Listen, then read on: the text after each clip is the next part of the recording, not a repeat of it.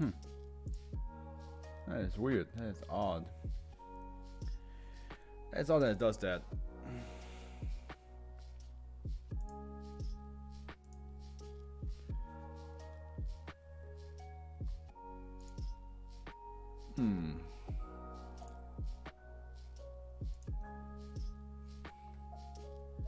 No idea why it does that, but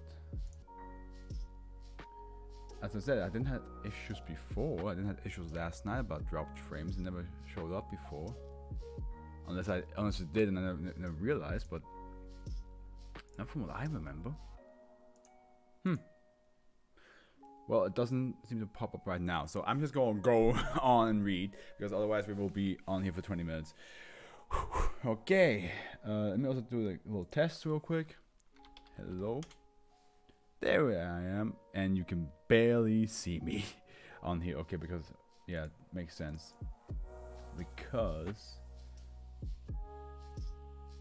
background color, yes. Can I change the... Here we go. Bam. Another one. There we go. Now we can see it. Now we can see that. That's nice. Okay. That should work. And it vanishes after a couple seconds. Is that what the case is? Because all does is just stay there. I should have experimented this before I did all this, but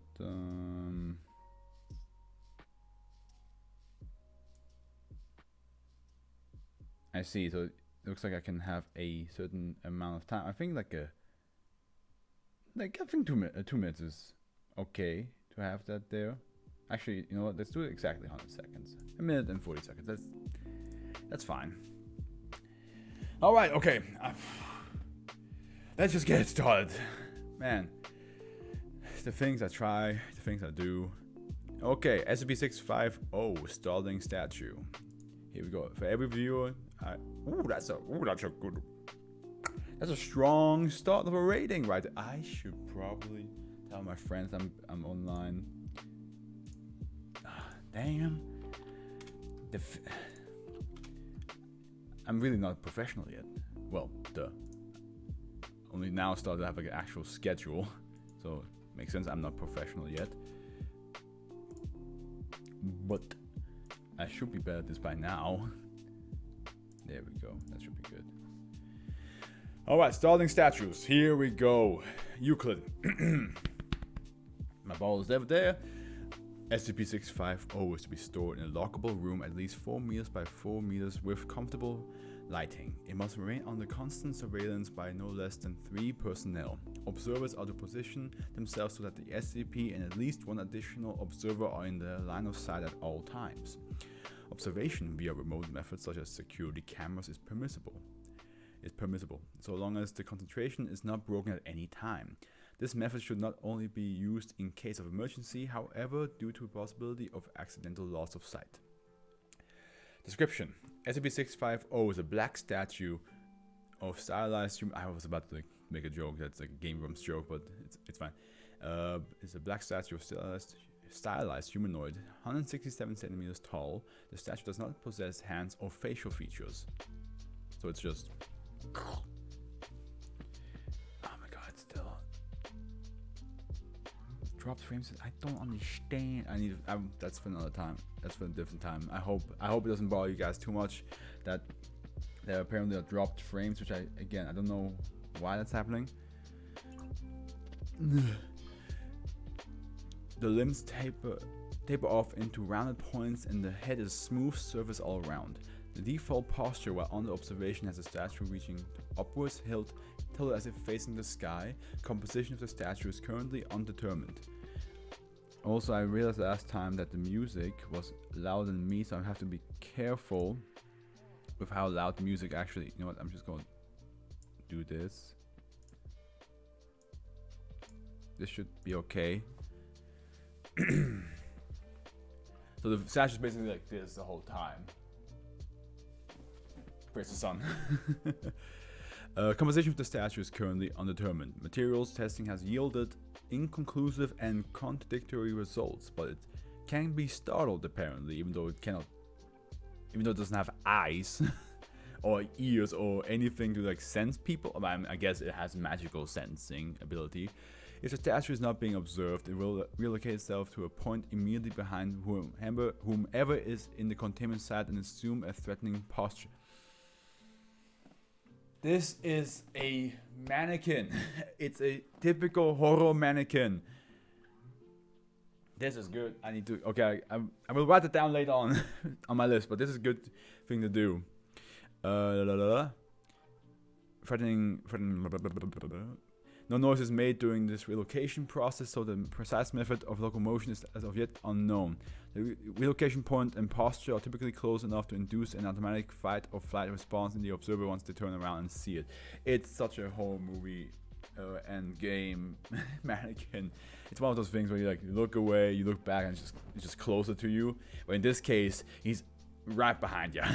There's no way to escape him, unless you. This guy could be SCP-173's cousin, except that 173 just kills you, while this one scares you, which honestly probably preferable. I mean, unless you have a weak heart. Yeah, if you have a weak heart, then that this might be just as bad because it will cause you to have a heart attack. But other than that, I feel like I would prefer this guy. However, it should be noted that SCP-650 has not yet shown any signs of active aggression or hostility.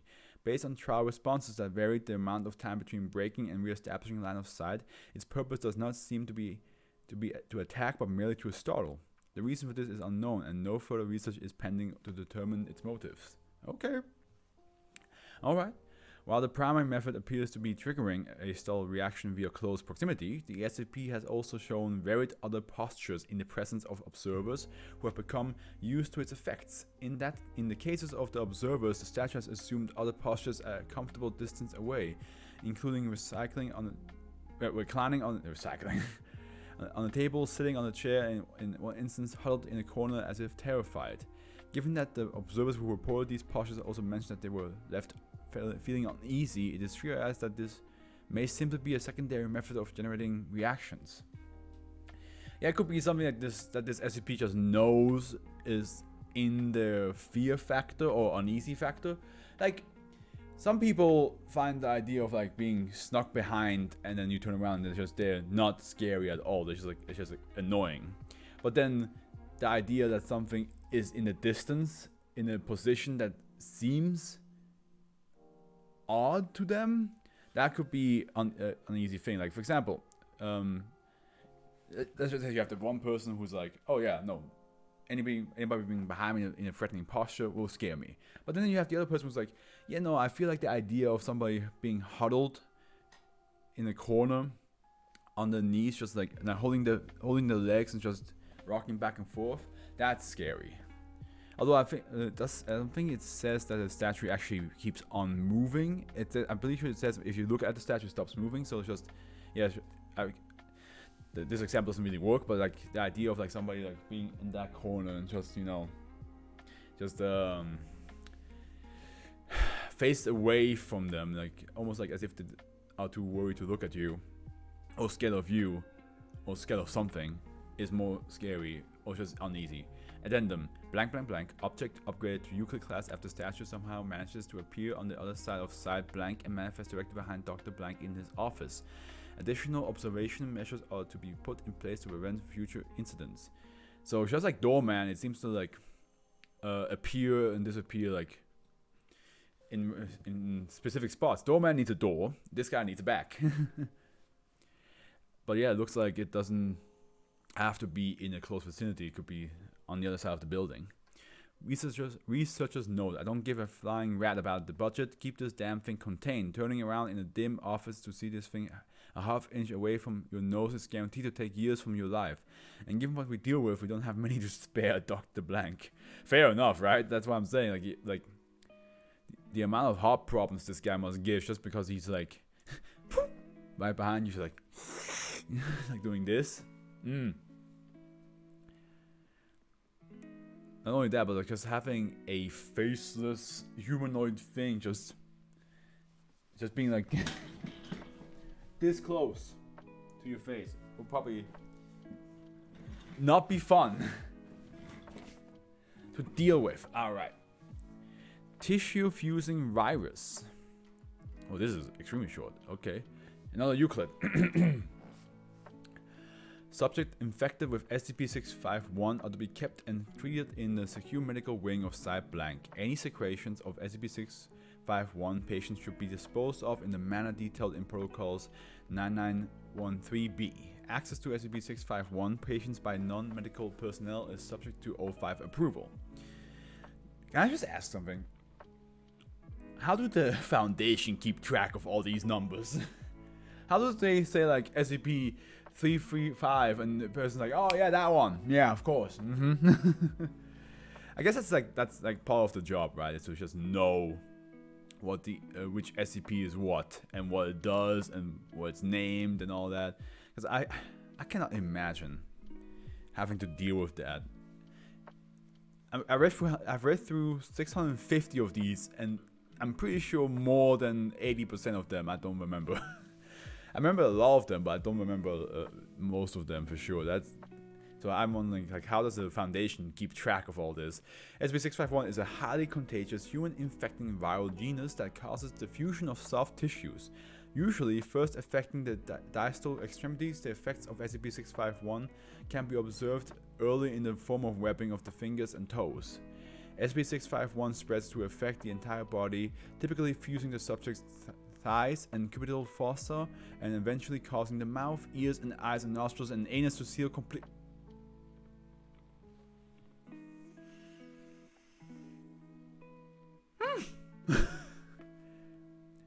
Okay.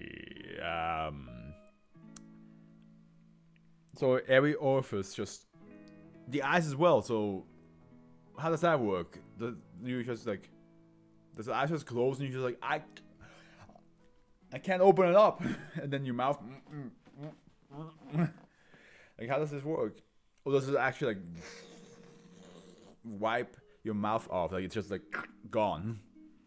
To seal completely, subjects surviving into the late stages of SCP-651 are forced into a fetal position, the forehead eventually fusing with the knee. So it is like that. Basically, the lips will fuse together and then just close. But forehead to the knee. So it's basically, it's making you become a ball. The fusion of tissues can be slow but not prevented by the insertion of obstruction into the affected area. This can cause the infection to take effect on the area surrounding the object. If left unattended, foreign objects can become enclosed in flesh. If cut open, fused tissues will perform and heal in the usual manner for human wounds. But yeah, you just become like just like that, right? Well, I assume your bones stay the same. It's just the soft tissue, right? So, as it says, like mouth, ears, eyes, and nose and anus, they get closed off, and then like, yeah, I guess you just slowly melt into each other, but the bones stay the same. That's why you become in a fetal position, because like your bones will like stay up, but your skin was just like. Noble case of SCP-651 infection. Blank by blank with the help of SCP medical personnel. 51-year-old blank blank survived SCP-651 infection for 3 years and 8 months. How did he breathe? Blank was unable to communicate for 16 months prior to his death due to complete fusion of limbs and gingiva. A tracheotomy was performed to allow Blank to breathe during this time. Okay, that makes sense. Blank died on blank blank blank from internal hemorrhaging resulting from the obstruction of feces caused by the closing of the rectum. Yeah. Blank by blank 16-year-old Ella Pook suffocated 8 months after infection due to the closing of the larynx after surgically locking her mouth open with a homemade head brace. Oh, okay. So she basically like had a head brace, kind of like the same thing I used to have with like my braces, so I'd like lock it in. I remember I brought that to school because I thought like maybe if I just have that on constantly, it would be technically a good idea, but it was a dumb idea, to be honest. It just looked dumb. Where was I? But yeah, she basically did that to like hooked her mouth open just to keep it from closing. Blank contracted SCP 6517 7 months into pregnancy and died after 3 months. Autopsy revealed that the unborn child had fused with the sides of the uterus. Ugh, that is brutal. I just realized I didn't even save up. I mean, stalling statues, like, I love the idea, but it's...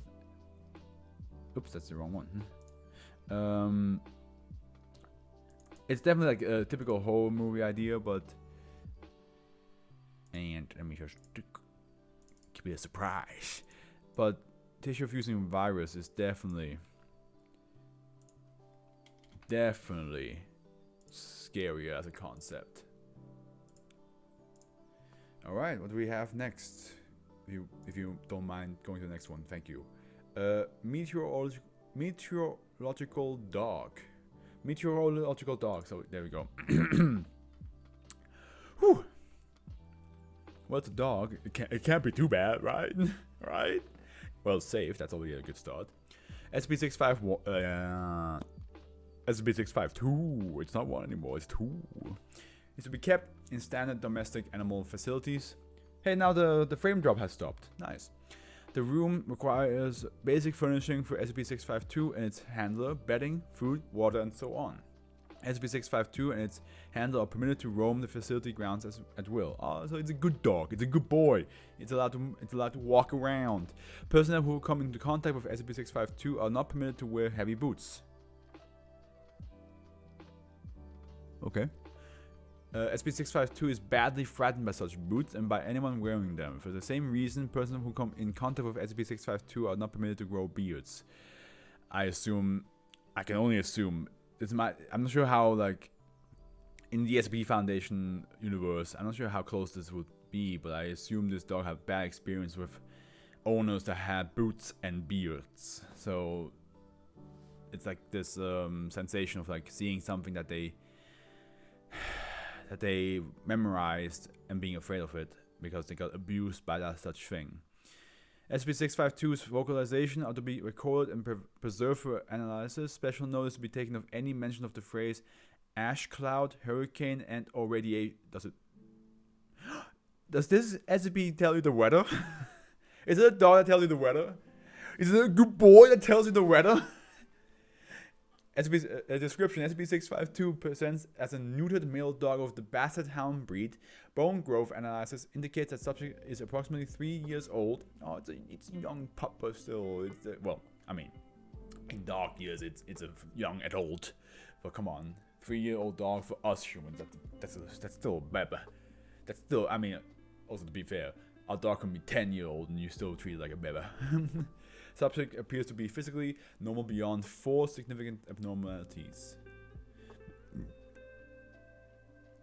Okay, those are the 4 abnormalities that make it different than a normal dog, a normal good boy. Subject has a tattoo on its belly in the shape of a martial card and dog. Why is this? I feel like McGonagall. I feel like McGonagall in Harry Potter. Why is it always when something happens, it's you 3? The tattoo was likely applied in the dog infancy, so maybe one of these fuckers was like the guy with the beard and boots, or maybe 2 of them were. Or maybe all of them have boots on and some of them have beards. Who knows? I don't know. But I just know that they had dicks and they're fucking assholes. X-rays of the subject revealed several poorly healed skull fractures and broken ribs, suggesting extreme physical abuse. Okay, yeah, I knew it. So that's why no big boots. I will come with slippers and no beard. I will shave. Whenever I want to talk. Like, what is this considered a beard? Because like I like the 5 o'clock shadow look for myself. What about mustache? Is that okay? Like, I need to ask. I want to treat this dog with respect and love. Okay, I don't want it to be scared of me. Subject's jaw muscles are well developed, above that of a normal dog of this breed. However, bite force is in line with that. However, bite force is in line with what is to be expected of a dog this size. This abnormality is likely to be direct result of the abnormality for below. Okay, here we go. Subject larynx is grossly distorted. X-ray examination shows significant diversion from expected size and shape. It is unclear whether this is a result of genetic engineering or of surgery. This distortion is believed to be linked to its behavioral anomaly. Jesus, I want to say abnormality. That was not correct. SCP-652's behavioral anomaly is its ability to produce human speech instead of barking or the standard canine vocalization. Subject constantly gibbers phrases in at least 34 human languages, although 5 of the languages have not been identified yet. Analysis of the other 29 languages, see document 652-G for list of identified languages. Okay, indicates that SCP-652 is constantly making meteorological predictions for various locations worldwide. These predictions have been found to be 100% accurate for those locations which have been able to be identified. I was just, if he the moment tells me like he speaks and he says like it's gonna snow now, it's gonna snow in 2 hours, and in 2 hours it snows, I would be like, good boy, and give him a treat. The prediction have no obvious connection with any external stimuli. While it can be assumed that SCP-652 is aware of its own behavior, it does not appear to be under the subject control. Quality and clarity of vocalization is dependent on SCP-652's physical condition. Speech is muted and mumbled while the subject is sleeping, garbled while the subject is eating or drinking, and agitated and staccato when the subject is excited or afraid. Subject's voice is low in pitch and has a rather limited vocal range. Staff consistently refer to it as unsettling. Oh, it's like it's like very demonic with low, like you expect it to be like like how deep, how no, well,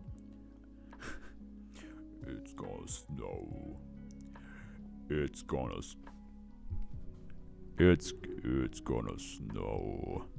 Something like that, I guess.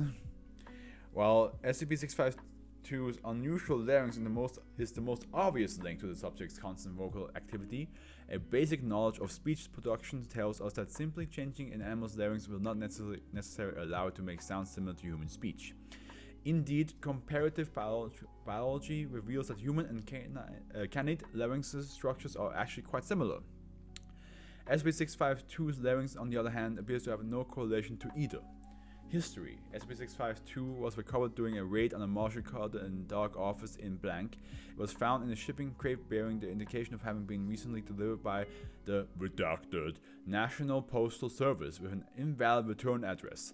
At the time of the raid, a marshal card and dog operative was in the process of composing a letter regarding SCP-652.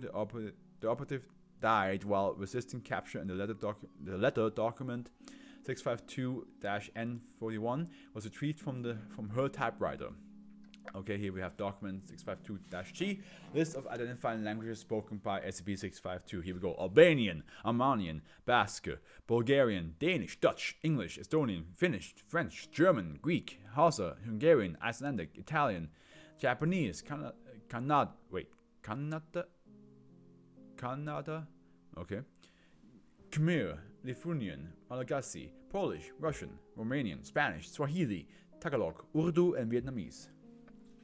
This dog is good. No Mandarin as well? Oh, no Mandarin. Oh, okay, no Mandarin. Interesting. Oh, Hindu.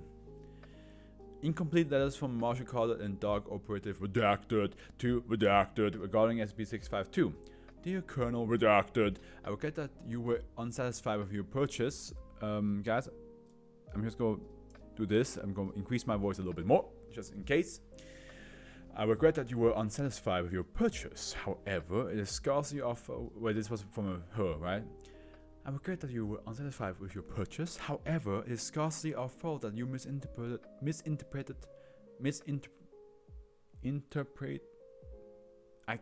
Why is that word? Misinterpreted the catalog description of the item. That said, I must remind you once again that all sales are final. we provide our clients with unique and unparalleled experiences. We do not provide refunds, regardless of whether or not you return your purchase. One would hope that you would have learned this by now.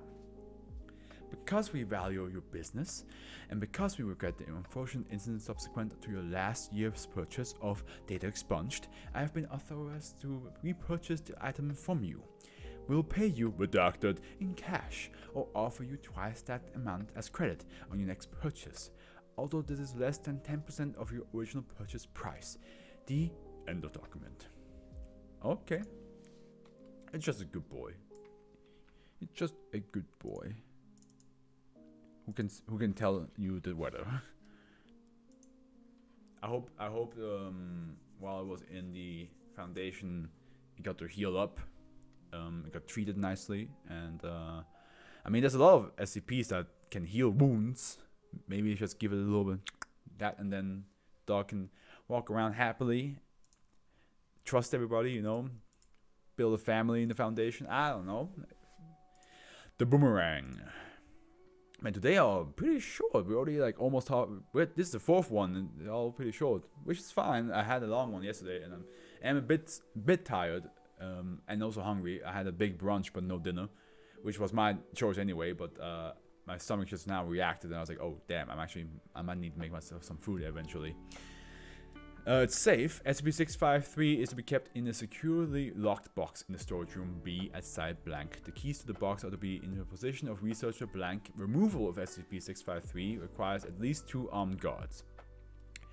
If skin contact is made with SCP-653 outside of experimental condition, the affected individual is to be separated from SCP-653 and taken in for testing. Test subjects are to be kept under sedation in order to prevent self-injury while attempting to reacquire SCP-653. Due to many individuals having become obsessed with SCP-653 prior to the containment C addendum, people may attempt to enter site blank in order to regain possession of SCP-653. These individuals are to be apprehended and brought into site blank for testing. I mean, I had a boomerang as a child, but I never knew how it worked. I never knew how to make it come back to me. Then I had one of those like boomerangs that was like, instead of the usual like curved shape, it was like one of them, like a star, like a, how do I say this? Like it had like 3 prongs, right? And you threw it, and sometimes it came back, but most of the time it just flew straight and then went in the ground. But I also had, to be fair, as a child when I got that, I never had enough space to use it correctly, so I would just throw it, and it would just like curve a little bit and then fall on the ground. But in the meantime, the people who sold that did that indoors. They just threw it around, just like, and I'm just like, oh yeah, I can do it, and it just goes straight and a little bit curved and then into the ground. I was like, okay, I don't have, and I tried like for hours. I would be like on it for hours, like, how the fuck did he do it? Is this the black magic from London I heard so much about? So yeah. I don't have it anymore. I'm not sure what happened to it, but man, I wish I have it now, because I'm pretty sure if I had it now and I would go outside and try it, I might be able to do it correctly. SCP-653 is a plastic multicolored boomerang measuring 25 centimeters from tip to tip. SCP-653's shape is typical returning boomerang. However, it is more durable than its makeup would indicate. Okay, if a person, because it's plastic, but it's more durable than plastic, gotcha. If a person makes skin contact with SCP-653, they will instantly become obsessed with it and will not allow it to leave their possession. But it's a boomerang, right? So, I mean, at the end, if you throw it, it leaves you possession, it just comes back to you. Unless that doesn't count as leaving its possession, because it comes back. After approximately 48 hours, they will develop a condition similar to magnetoception, becoming aware of SCP-653's approximate position at all times. Testing has shown that removing SCP-653 from the subject does not affect the rate at which the condition develops. Once the subject is aware of where SCP-653 is, they will be compelled to throw it as they would a typical boomerang. Okay, so that doesn't count as leaving its possession. Instead of returning, however, SCP-653 will travel large distances away from the subject. Once SCP-653 has been thrown, the subject will immediately begin to seek it out, aided by the magnetoception, the subject will invariably be able to locate it. During the time that SCP-653 is being sought out by a subject, it is possible that another person will pick it up and become similarly obsessed with it. This has led to an unknown number of individuals actively seeking SCP-653. So basically, you become the boomerang. The boomerang doesn't come back to you. You come back to the boomerang. You throw it and then you're like, oh no, where are you going? And you're like, I know where you are. I will find you. I will find you again. Can you imagine it? Like imagine it goes like really far, like across country, and then like just like 10 people from different countries just like, where is it?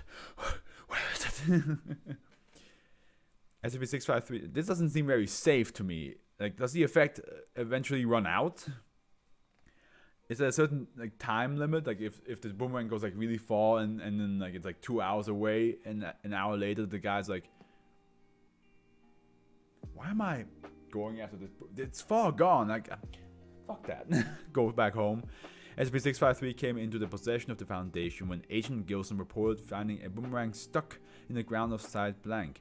She took a photograph of it, pictured above, but I mean, there's no photograph here. I guess there was once, maybe. But did not turn the boomerang in. 2 days later, Agent Gilson was reported missing from Site Blank, and when contact was eventually established via her handheld transceiver, she refused to return to Site Blank. Her reason for this was, I've just gone out to get my boomerang back. Agent S. Blank and Anchor were dispatched to follow her, as this boomerang could potentially be an SCP. 9 days later, Agent Gilson was found the boomerang roughly 17 kilometers away from the town of Redacted, at which point Agent S. Blank and Anchor were ordered to engage and retrieve the boomerang. Agent Gilson was killed, and Agent Anchor accidentally made skin contact with it and became very possessive of it, threatening Agent S. Blank to stay away. Agent S. Blank was then ordered to retrieve the boomerang and was forced to eliminate Agent Anchor to recover it. The boomerang was then safely brought back to Site Blank so its properties could be established. I mean, Agent S. Blank saw the properties that you become possessive with it, but the part of like that gets thrown far away. So it's not. I mean, it did say 70 kilometers away from the town of Redacted, so you don't know. We don't know how far away from the Foundation that is, or from Site Blank that she found it from. This could be like 20 kilometers away. This could be 50. This could be 100. Who knows? Addendum 1. At Site 11. At 11:4 blank, 9:43 p.m. An individual was apprehended attempting to gain entry into Site Blank. The individual reacted very aggressively when being stopped. He has been taken in for study to see the extent of SCP-653's long-term effects. At the time of writing, okay, so like 5 months have passed, I assume. Yeah, 5 months have passed. Well, I don't know. I don't know if this is the month or if that is the month. 6/9 blank. 7 other individuals of varying age and ethnicity have been apprehended attempting to enter Site Blank and gain hold of SCP-653. Man, that must be. I would kind of freak out if civilians out of nowhere pop up in front of the Foundation's doorstep. I'll be like, oh shit. This is the worst. How is this safe? How is this? You don't know how many people touched the boomerang before it came to the Foundation's custody. For all you know, like hundreds of people could have done it, and you get almost. You could have gotten like at least 1 or 2 people a month that just show up at a Foundation. Imagine if once they realize like once they forget about the boomerang, they'll be like, where are we? What is this? What are you guys doing? What is all these things that you're containing here? What, you know what I mean? Like, I would say, okay, it's definitely not Euclid because it is now locked up and nobody has touched it. That I can get, and it only becomes, the effect only happens when you touch it. I understand that, but I do think like it is very much in the gray zone of Euclid and safe. Because the things, the fact that people just find the Foundation thanks to this is risky. That is risky. Here we go. Well, yeah, okay, other than that, yeah. You become the boomerang.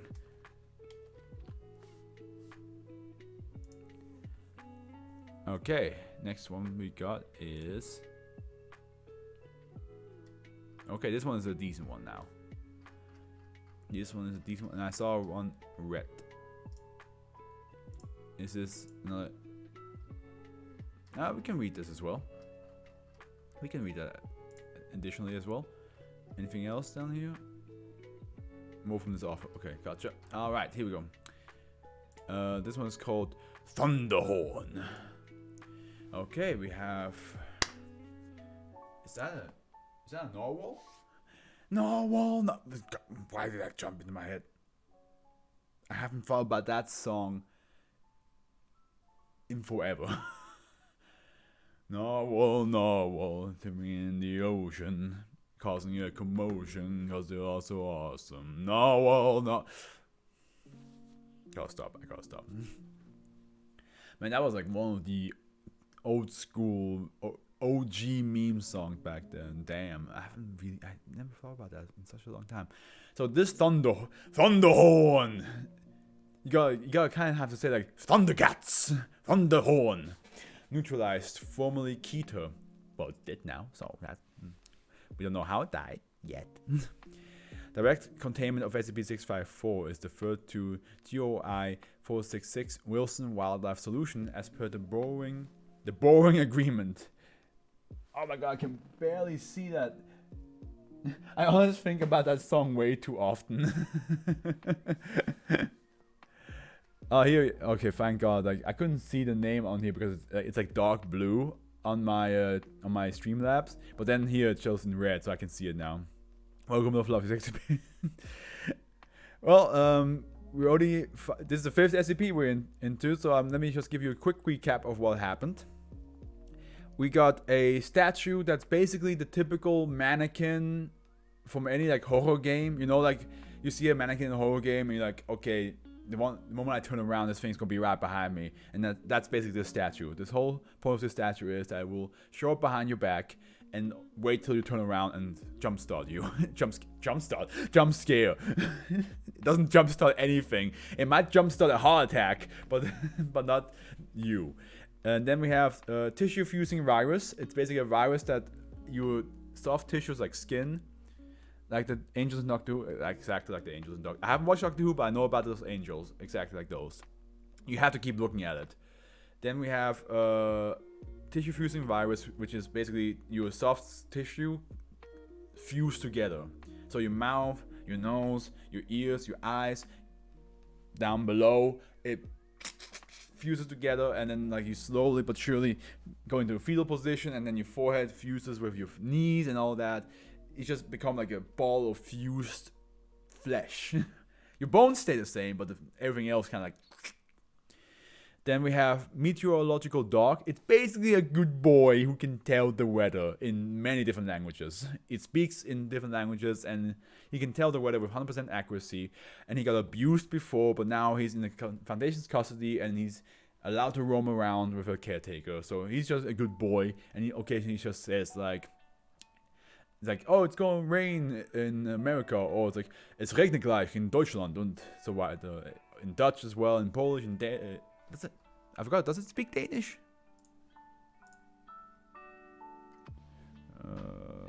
Danish, yep, it speaks like 30 languages. Then we have the boomerang, it's a boomerang made out of plastic. Once you hold it, you become possessed about it. And when you throw it, it doesn't come back to you, it just goes like way too far away. And then the person who's obsessed with it, knows where it is, and then just waddles wherever it goes. So the Foundation had a bunch of people just show up because they touched it once, and now they just like, give us the boomerang back, bro. And now we're at Thunderhorn, so that's all you missed so far. And the borrowing agreement, following the Ursus Maritimus incident of 2008, the borrowing agreement was created as a binding document which allows Wilson Wildlife Solution to handle the containment of fauna-based anomalies within Chacamas County under supervision of the SCP Foundation. So as we can see, Thunderhorn, it seems to be a narwhal. SCP-654 is contained in a specially constructed habitat that constantly circulates salt water kept at a temperature of approximately minus 1.8 degrees Celsius. Chamber walls outside of the aquatic enclosure have been plated with insulation ceramic composite. Basically, I assume so that the thunder would not affect the containment. Gotta take one quick sip. SCP-654 is a male narwhal, a monodon monoceros, visually disparate from others of its species only in that its characteristics spout tusk has grown in a clockwise helix from the jaw, rather than the counterclockwise helix found in all other examined narwhals to date. Is that really that weird? SCP-654 is able to emit sudden bursts of electrostatic discharge from the apex of its tusk. I mean that is weird. I mean the fact that the tip turns the other way around, that's not really that weird. That might just be a weird birth defect. But the fact that it's basically a Pokemon. It's a water electric type Pokemon, which is honestly kind of bad. Bad combo if you think about it. Although, is it? I'm not sure if it's that bad, but maybe not that bad, but okay.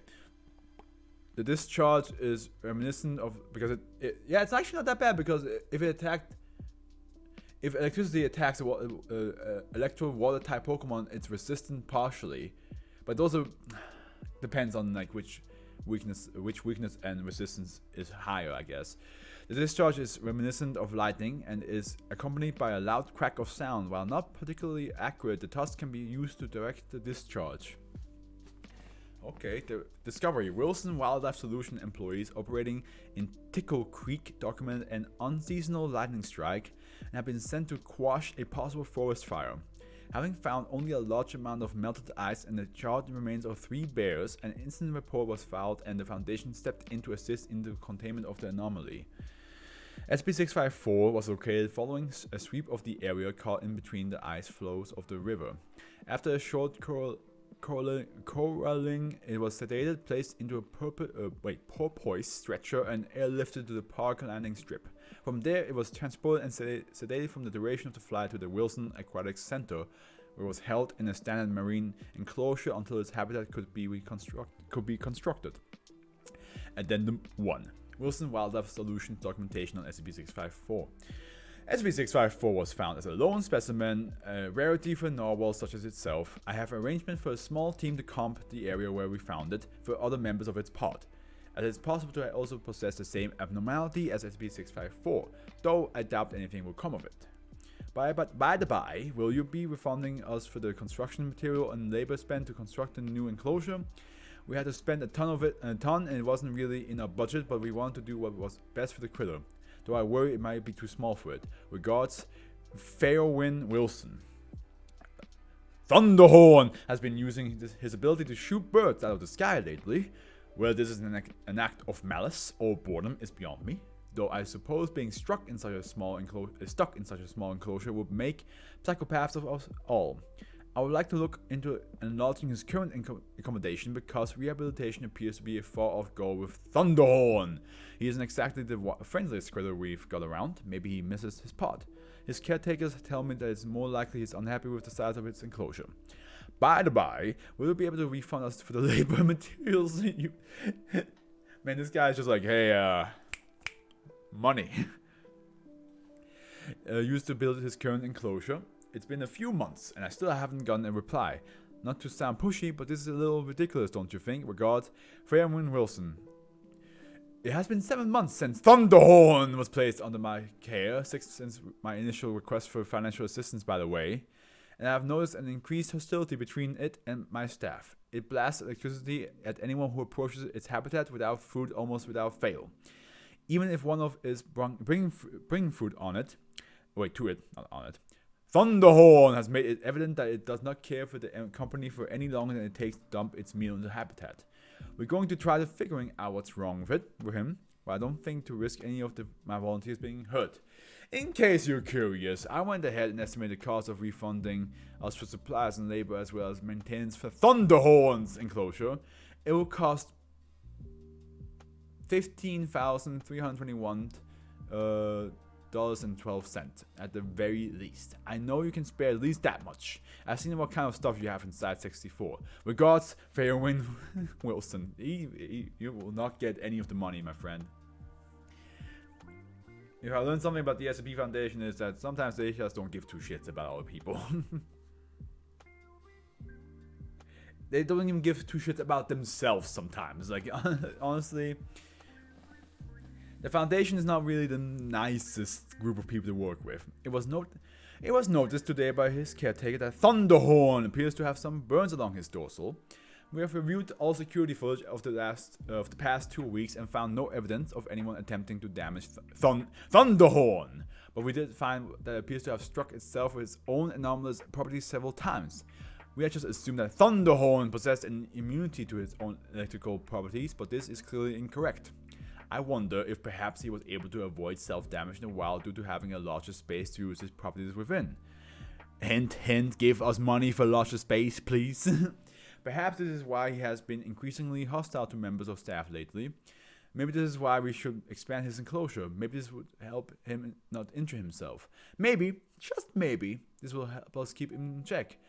Anyway, I will be launching a campaign to cure him of his wounds alongside our lame vets tomorrow. Regards, Fairwind Wilson. Oh, okay, he didn't ask for money because he probably knows by now that these guys won't give anything. Thunderhorn put up one hell of a fight, but we were able to get him under control with some tranquilizers, a crane, and a purposed stretcher. Our lame vet says he's going to need constant monitoring and internal feeding, but he will recover eventually. This will be very taxing on our constrained budget, and I hope we can negotiate with some form of financial agreement to ease the strain while Thunderhorn recovers. While we're on the topic of financial agreements, perhaps we can revisit the proposal to launch this recommendation. It's been a year and I still haven't heard back from you guys about anything I sent requests for. Am I doing this wrong? Please advise. Regards, Fairwind Wilson. To update you on Thunderhorn. He has spent the last 2 weeks in a special enclosure we cobbled together out of what we left of the material we used to build his original enclosure.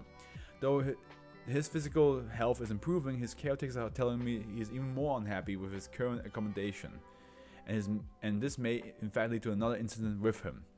This could have all been avoided had whoever monitored this email have responded to us. That being said, is this email even monitored? I feel like I'm shouting into the void here. Is anyone there? Fairwind Wilson. Thunderhorn is dead. And so is my center. Fuck you. Fairwind Wilson. I told you, man. I told you. This guy does not... The Foundation does not care. The Foundation doesn't care if you out there trying to be like, hey, maybe help us out a little bit here.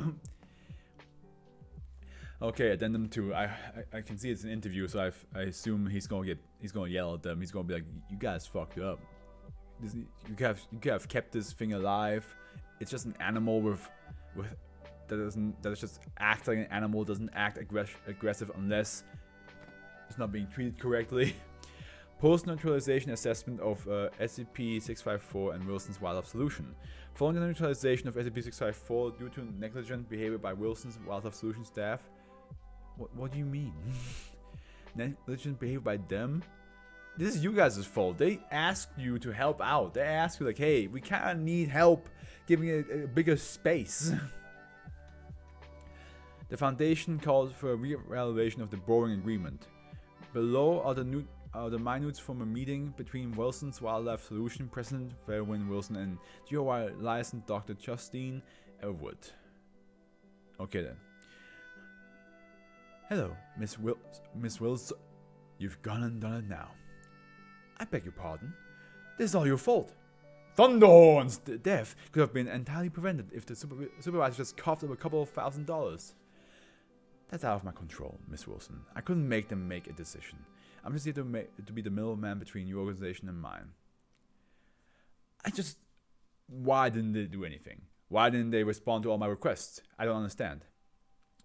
I'm afraid there's more negative news coming. The Foundation wished to issue you a fine for the death of SCP-654. I can't believe this.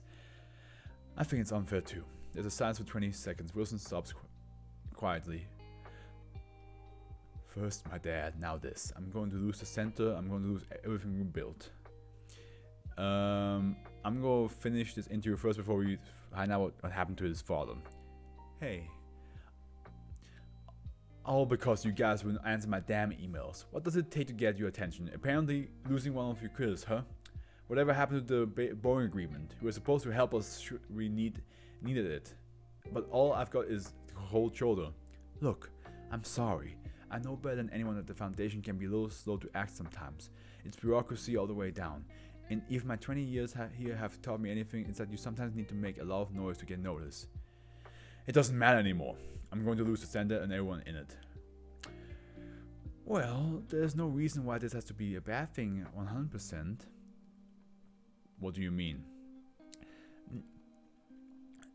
Now that you have the attention of the higher-ups, maybe it could be used for good. I don't know what could possibly come out of this. Well, I remember when the Boeing Agreement was signed. Up until then, Wilson's had only contained minor anomalies and easy to contain stuff. If memory serves, this is your first Keter class anomaly. I don't know what any of that means.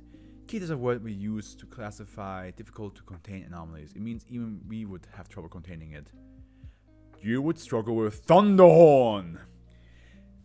Well, it is a big and unwildly summons lightning and is an animal, therefore unpredictable.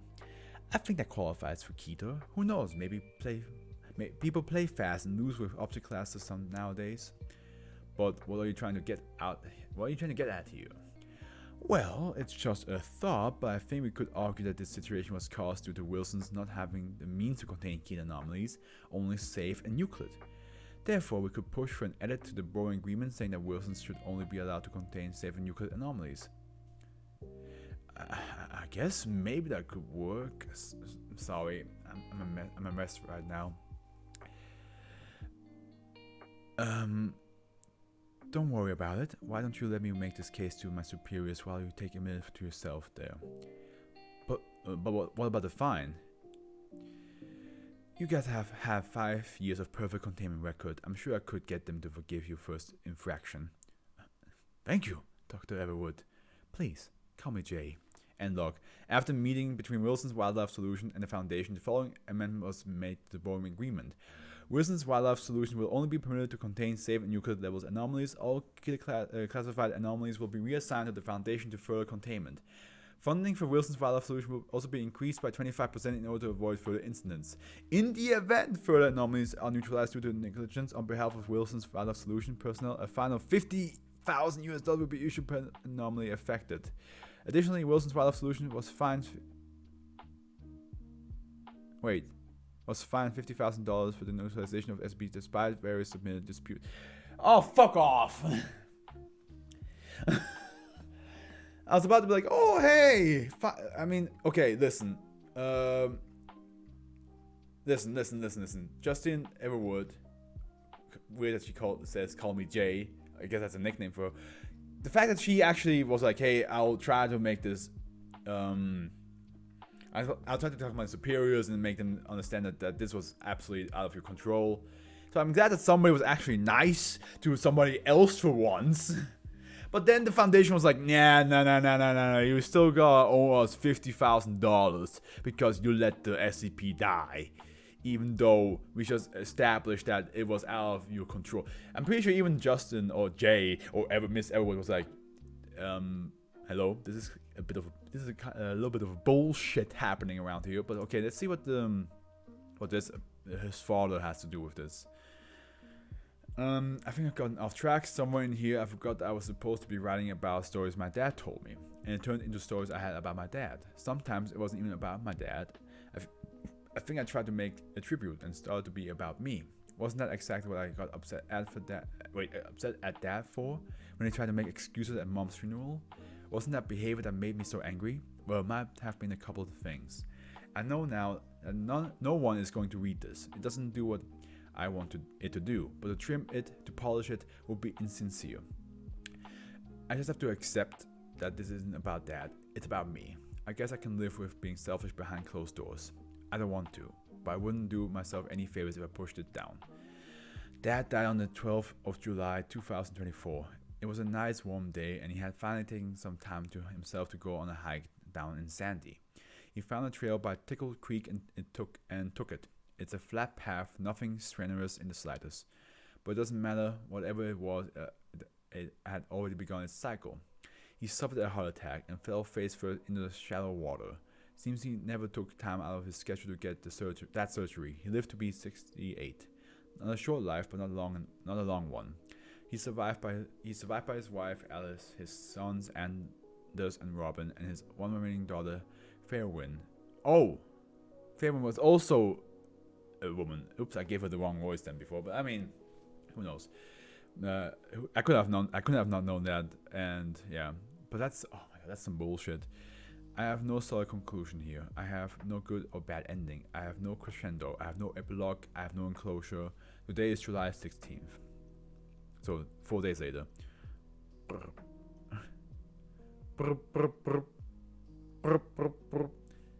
Faye? Hey Anders. Okay, I'm gonna change your voice now. Hey, if you're calling, does that mean you're coming home? I think so. That's wonderful. Mom and Robin have been really worried. Have you? A little bit. I'm sorry. Don't be. Everyone grieves in their own way. Right. Did you tell them? No. Thank you. It's nothing. It's something. I'll be home in some hours. I have to check out of a hotel and drive back. I'm just gonna say I needed time to myself. Came down to Sandy to walk the trail and have the experience. That's close enough to the truth. Yeah, seriously, thank you. Seriously, it's not an issue. You'll be home for dinner? I will. What's it going to be? I don't think anyone's in the headspace to cook. We're ordering Chinese takeout. Sounds right. Are you doing alright? Am I doing alright? Yeah. I think I am. Are Alice and Robin? I don't think anyone's made it to the recovery phase yet. That said, Mom's keeping it together. Robin? No. They will feel better with you home, though. Yeah, I'm on my way. Good. See you when I see you. Mom and Robin are out. You might get home with just me here. What are you doing? Watching Sesame Street? Oh. Yeah. Alright. See you. See you. The sun was warm, the sky was clear, the day was beautiful, and I felt none of it. The place in front of my eyes was the same to me as the earth beyond this town was too boring. To think that it existed at all felt wrong.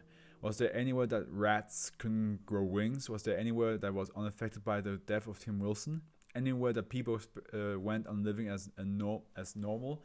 Did it exist, or was it made up? It was hard to believe that there was any time but now.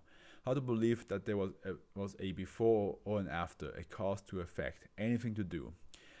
These were the thoughts passing through my head on the way home from Sandy. Though through the woods and back roads that were then familiar to me, the sun was shining on me, but it didn't penetrate through the skin.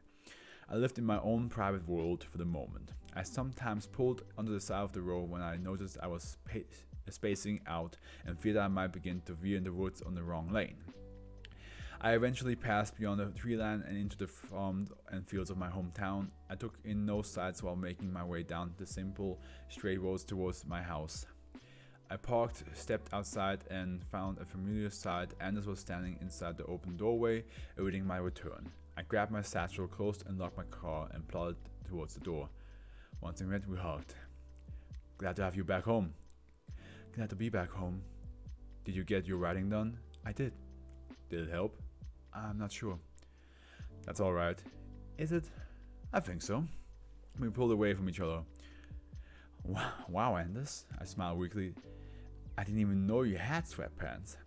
He looked at himself. He was wearing a dress shirt, a very loose tie, and lightly stained sweats.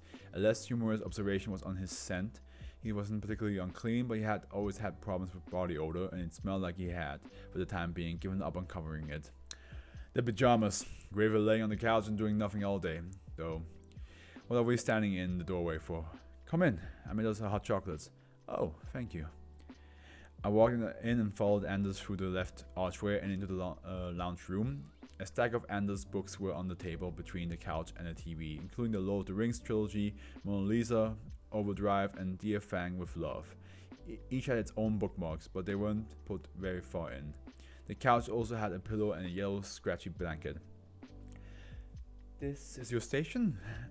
Has been for the past few days. Robin's mostly locked up in his room. Alice can't pick one place to stay, but she's spending a lot of time in the backyard practicing with the fencing dummy.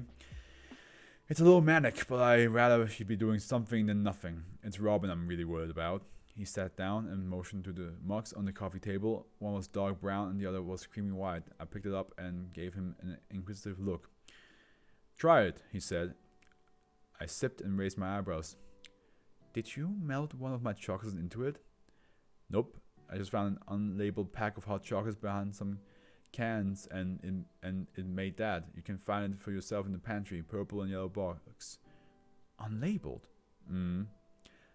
Damn it, I recently discovered that stuff doesn't come from a local candy store. I never asked him about it. Not really sure why.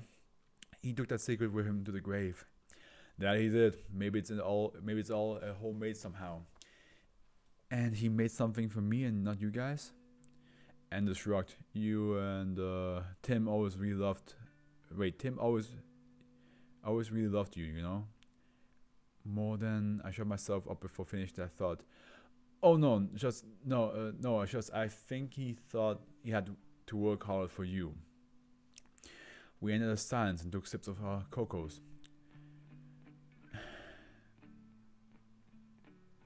Wait, I think she's talking. You're already speaking in past tense. I thought you were supposed to have a period where that becomes difficult. I know what you're talking about, but I'm not sure that's true. What are Alice and Robin out doing? They're picking out the coffin right now. The funeral is supposed to be in just under a week, on Monday. We can organize it that fast? Anders smiled, neither inauthentically nor happily. It's an all-hands-on-deck issue at Wilson's Wildlife. We're not organizing it alone. The whole organization is helping out. Wow, another moment endured while we look out the window at rows of corn beyond our fence. Well, I think I'm going to go to the shed. I'm not totally out of a need for time to myself. I get you. I started to rise my weak will powering my legs. Hey, Anders began. Should I bring you a takeout to you, or will you be joining us for dinner? Still doing family dinner? Myself and Mom, at least. I thought for a second, I appreciate if you brought it to me. Can do. And thus I left. I passed by the glass table in the front yard, the fencing dummy in the backyard, some flowers that Robin was taking good care of, and then entered the left door to the shed. The door had a vent into my room. There I unloaded my bag and plunged face first into my bed. My right arm over its side, reaching into my satchel and pulled out the tablet. I then rolled onto my back and held it up while it turned on. My password was entered, my home screen unlocked, my files were available to me. I opened up stories my dad told me and read through it all. Or my eyes passed over every word, but I have lost my own head. Often I had to reread a paragraph 3 or more times to understand it, or otherwise give up entirely and let myself rattle through without recognition or feeling. It was a lot of words, more words than I expected. I was capable of writing in 4 days or so. How much had I eaten in the past few days? How much had I drank? I guess dinner was sooner than I expected because I heard a knock at my door. Once I had finally gotten the energy to get up, I went and found a styrofoam container with a sticky note on top reading, "Please get a good night's sleep tonight. A. P.S. You never saw the body. If you want to meet me for breakfast at 8. This makes it more depressing that the foundation gave her a fine of $50,000 because she couldn't take care of a keto level SCP. Oh my god, the foundation can go fuck themselves sometimes. I put the food in my mini fridge and left it. For a moment I stood at the foot of my bed, just holding onto the posts, eyes closed, breathing deep. What good was this doing me? What was it I was really after? I pictured Tim, the man in the morgue, the man with his right hand on a pen and his left hand on his chest. The founder of Wilson's Wildlife Solution, the Californian immigrant to Oregon, the animal lover, the letter writer, the man who never showed up. Tim, who made me complacent, who took all the fight out of me by giving me a home and a job when I was listless and drifting. Tim, who never fully grasped my name or my womanhood. Tim, who I had so much to say to and ask of. Tim, who I could never talk to again. I pictured Dad, not Tim, but Dad. The slightly chubby, on the short side, bearded, round-faced, brown-eyed, brown-haired diver. The man on the boat, the man under the waves, the man in the bay, the man at home. Home in San Diego, mom and dad in the city on the ocean. I tricked myself into smelling salt water and into hearing high traffic. I momentarily forgot the smell of pine, the feel of one-story buildings, the mountains, the cold winters, the rainy seasons, the squirrels and deer and everything else. I deceived myself in a state of simplicity, of when I didn't question what being a boy meant, of when I didn't feel the need to leave mom on the west coast, of when I wasn't making it in the business world of New York. Before everything, in a perfect world, I would remember the time before I was born, and picture that, but there was no such file in the memory. My face contorted. I lifted a hand, grazed a finger under my eye. I felt for tears, but I found none. I opened my eyes. I was still here. I was still in Boeing. Life had happened, whether I wanted it or not. I was Fairwin. I was alive. I was the chief financial officer for Wilson's Wildlife Solution, an organization which now was headless. An organization under the thumb of the supervisors and full of magic animals. My life was absurd. My present was so dominant over the past that I felt like it might have never happened. Whatever I was looking for, it wasn't in those files, and it couldn't be confined to words. I opened my tablet, deleted the doc, and stuck it back in its bag. I laid on my side above my covers and closed the blinds over the windows. The whole night I was wide awake on that beach. The surf pulled back, the town evacuated. The whole night. I looked out on the horizon where water was visible, yet so far away. I walked through a desert, the shoreline receding with each approaching step, like a mirage that you can never get to. I was that house. My paints were clattering, my windows threatening to break, my door barely holding it onto its hinges, and yet it stayed together. The hurricane promised to pull me apart, but I wouldn't. It promised to turn me into shreds, but I wouldn't. It wanted to flatten me out, but I wouldn't. I wanted to let it, but I couldn't. Well, that was a depressive story to read about her dad. Damn. Thunderhorn! Yeah, that... A good example of how the Foundation sometimes just doesn't even try. Biological disinformation campaign. Okay. Oh, there's more.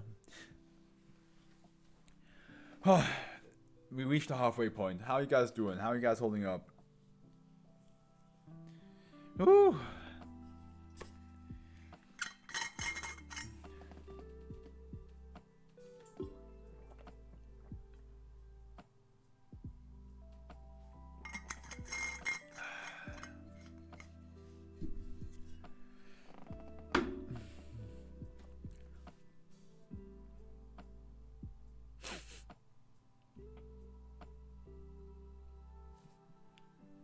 No response. Okay.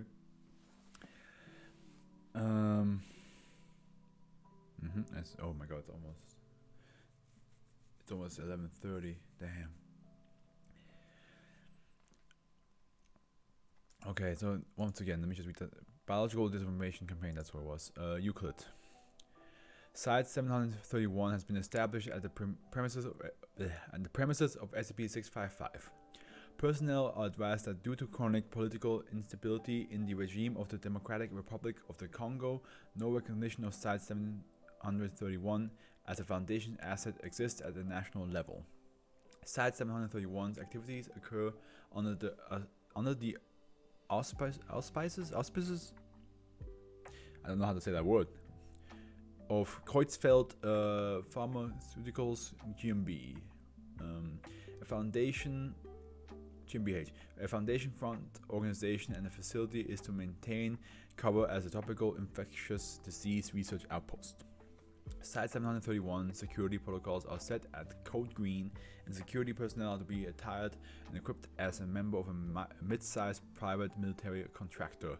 Subsequent to the event of 7/29/2002, see Incident Report 655-48 for details. Site 731, security personnel must receive specific authorization from the Level 4 Central African Affairs Coordinator prior to actively engaging armed groups approaching the security perimeter of SCP-655.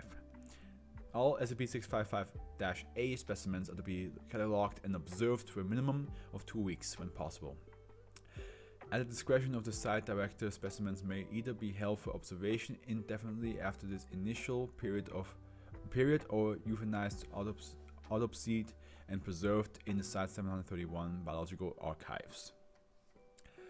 Okay, description. SCP-655 is an 18 meter by 20 meter by 4 meter windowless structure within a complex of buildings located approximately 35 kilometers and northeast of Kisangani, Democratic Republic of the Congo. This complex was originally known as the Stanleyville Imperial Biology Institute and was established by Belgian Congo colonial authorities in 1898. The complex housing SCP-655 was coterminous at the time of its establishment with a new defunct cobalt mine.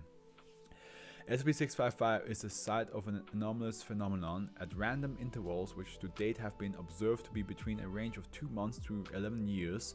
An organism of the kingdom and Animalia will spontaneously appear within SCP-655. These organisms are collectively known as -A. Another SCP that just spawns animals. SCP-646 was also a SCP that just gave birth. Well, it gave birth. This one spawns animals. But yeah, okay. -A appear upon initial visual inspection to be typically specimens of a variety of animals. Most specimens observed have fallen under the Chordata phylum. However, mollusks, arthropods, and echinoderms have been observed on a less frequent basis. Specimens of SCP-655-A will, however, exhibit radically different behavioral and biological characteristics than other observed members of their species. Of course they do. It wouldn't be an SCP if it didn't act different than the other types of similar species. Invariably, MRI examinations, CT scans, ultrasound imaging, and dissection of SCP-655-A specimens reveals biological structures not occurring in what species a specimen appears to be. These have included a specimen of Epatretus goliath, giant hagfish with a long-based respiration system, a Crocodilus niloticus, Nile crocodile, pretty simple Latin name, specimen entirely lacking in any discernible structure associated with digestion, a Homo sapiens specimen with the entirety of its neutral tissue located in a cavity in its right thigh, and an instance of Daceloleachi blue-winged Kookaburra, exhibiting a circulatory system completely lacking in blood vessels and arteries. So basically, it creates the animals, but something's always off. It's like if God created an animal, and then like a small baby came along, and just put their hand on it, and then just the insides all get like messed up, but from the outside it looks perfectly fine, and then the baby walks away, and then God's like, okay, time to plop this thing into the existing of Earth, and then you know it's out there, and God's like, hold on, something's not quite right with this thing. What? Why is there no blood vessels and arteries in this thing? Who did this? Since containment was established at Site 731 in 1961, researchers have documented 172 instances of SCP-655-A over the approximately 6 decades of Foundation control of SCP-655, with the exception of Incident -21. No species has been observed that was not at the time known to the contemporary scientific establishment. So 21 is like the first one that was like not an animal that you would usually recognize, or know, or be aware of. Which could just mean that it's an animal nobody has found yet, or it's a different animal from a different reality. It has been corroborated by the appearance of a Conus dondani specimen, a variety of cone snail. In 1984, 3 years after being first described in the scientific records, and a Lacerius ebinus hairy-tailed bat specimen appearing 18 months after its initial description in 1994. So some of the animals actually show up before people found the species. Interesting. I mean, again, that could just mean that the animal was just like well hidden and people just couldn't find it yet. But if you're trying to indicate that this SCP can spawn animals that will be created through evolution in the far future, that would be wild. That would be wild. But it's of course always a little bit off as well. So, recovery log 655. SCP-655 came to the Foundation attention after several partial substantiated reports in the Congolese media of a non-communicative man with no identification, clothing, or possession of any kind wandering into the outskirts of Kisangani. The man, later designated A1, died of unexplained causes soon after being taken into custody by the local police force. A subsequent medical examination revealed 2 vestigial limbs in -A1, one's abdominal cavity, along with the heart and lungs. -A1's digestive system was in turn found to be located in the thoracic cavity. Foundation personnel monitoring the region intercepted the reports filed by the Kisangani Coroner Office and initiated information suppression protocols. A subsequent investigation of -A1's origin led to the discovery of SCP-655 and the establishment of containment. Upon establishment of initial containment, Foundation personnel discovered that the site of SCP-655, while in a state of decay consistent with structures abandoned for several decades, appeared to be undisturbed by a human intrusion since the last documented activity of the Stanleyville Imperial Biological Institute in 1999. Wait, I said 1999, that's wrong. 1919, despite the presence of valuable raw materials at site. Foundation staff at the time attributed this to the research facility reputation with the local population. Institute staff appeared to have systematically destroyed all documentation related to the activities taking place at the site at the SCP-655 site before abandoning it in 1919. The following materials were recovered upon establishment of containment. Here we go. A reinforced secondary door made of wrought iron installed over the entrance to SCP-655. Smart. 5 barrels of calcium carbonate, 15 wooden beds in various states of disrepair, 3 bookcases, each accommodation on an average of 80 volumes, 8 sets of iron manacles and chains, a mahogany desk, mahogany, 2 examination tables. Jesus, what did I was about to say tablets. 2 Springfield model 1892-99 30-40 caliber rifles, a flexible wire surgical saw, and 3 flower pots. Inspection of the area surrounding Site 731 revealed 4 mass graves believed to date from 1900 to 1917. These graves contain skeletal remains from a variety of animals. However, due to the apparent systematic dismemberment of the organisms interred in these graves, precise numbers of individuals and species are impossible to ascertain. No anomalous properties have been associated with these remains at this time. And now we have an incident report for 21, which is the one that, like, yeah, they said like it's the only one that was like not. There's no animal on Earth that's like that. Level 4, eyes only. On 8/10/1978, a specimen of Homo ignitus, hereafter A21, manifested in SCP-655. This was the first and only observed instance of a life form not officially documented by the mainstream scientific community appearing within SCP-655. In contrast to the 3 prior incidents on file involving similar specimens, A21 exhibited behavior interpreted by researchers as emotional distress, a trait here therefore unobserved in H. ignitus. Despite its what is Homo ignitus anyway?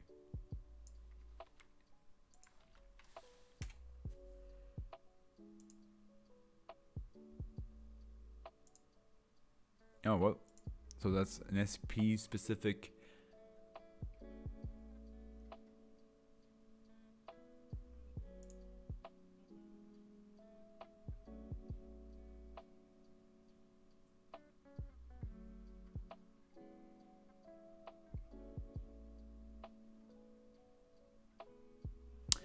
No, forget it. I guess it's just an SCP specific animal type. Despite a state comparable to fear or terror and being highly agitated, Dash A21 displayed none of the self-defense mechanisms common to its species. In addition, it was either unable or unwilling to enter the theorized perception / reality shifting state documented elsewhere by the Foundation staff. Under orders from Site Director Blank, the 2-week observation period was waived in light of past experiences with H. ignitus specimens.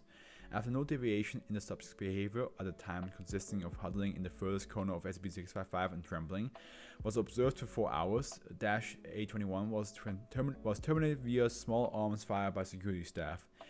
An autopsy was performed, the results of which were transmitted to Overwatch Command. The final autopsy report remains a Level 5 security document at this time. Before scheduled incineration could occur at 700 hours on 8/11/1978. The remains of Dash 21 were somehow transferred outside of Foundation custody despite standard security measures taken at Site 731 morgue. No physical evidence remained of SCP-655-821 when technicians inspected the refrigerated holding container. Security footage throughout the facility did not document any intruders or unauthorized entry into the morgue. Okay. Damn it. Yeah, okay.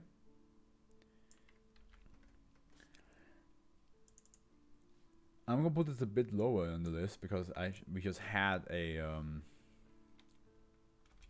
SCP that gave birth to animals. Again, this kind of just spawns animals, and those animals not always like correct. They're not well built, you know, always a bit off. But yeah, since we already had something similar, the idea that it's just like a cube where it's just like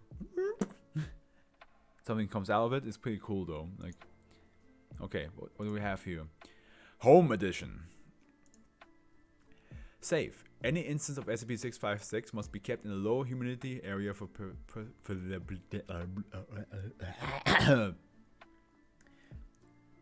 I hope you understood that. For preservation, any request for testing must be run by Dr. Blank. Description: SCP-656 appears to be a board game box labeled blank blank home edition. Is a Monopoly. Where blank blank is presumably the name of the game show.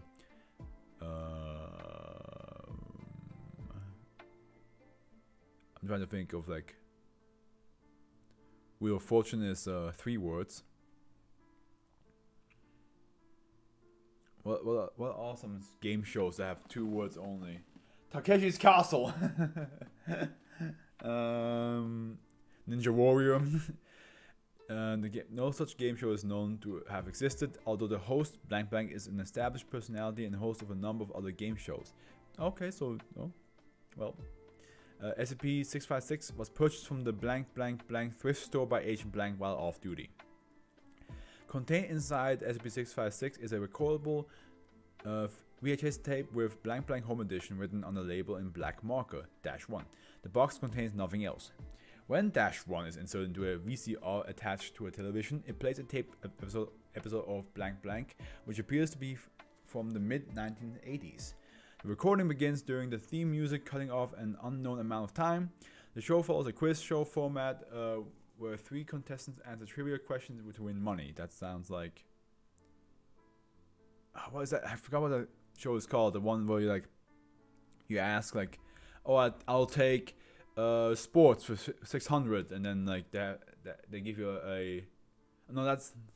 that's a trivia question. There's other ones like that though. There's so many like that nowadays. All of the contestants are confirmed to be living, although none have records suggesting that they competed on a game show. So all the contestants actually exist, but yeah, they never been on a game show before. Either they have been and the minds got erased, or it just takes people like that and just adds them into the show even though they've never been there. Like, it's just magically they're in the show, but they haven't actually been part of the show. If all viewers remain silent at the recording, the recording will proceed as expected. The third player, blank blank, will win with a sum of blank blank dollars. However, if at any point any viewer vocally answers a question before a contestant, the contestant will give the same answer as the viewer. Oh my god. I know, I understand what this got inspired from. It's whenever you watch a quiz show and like your family or friends just yell their answers at them, and you hope that they would say the answer.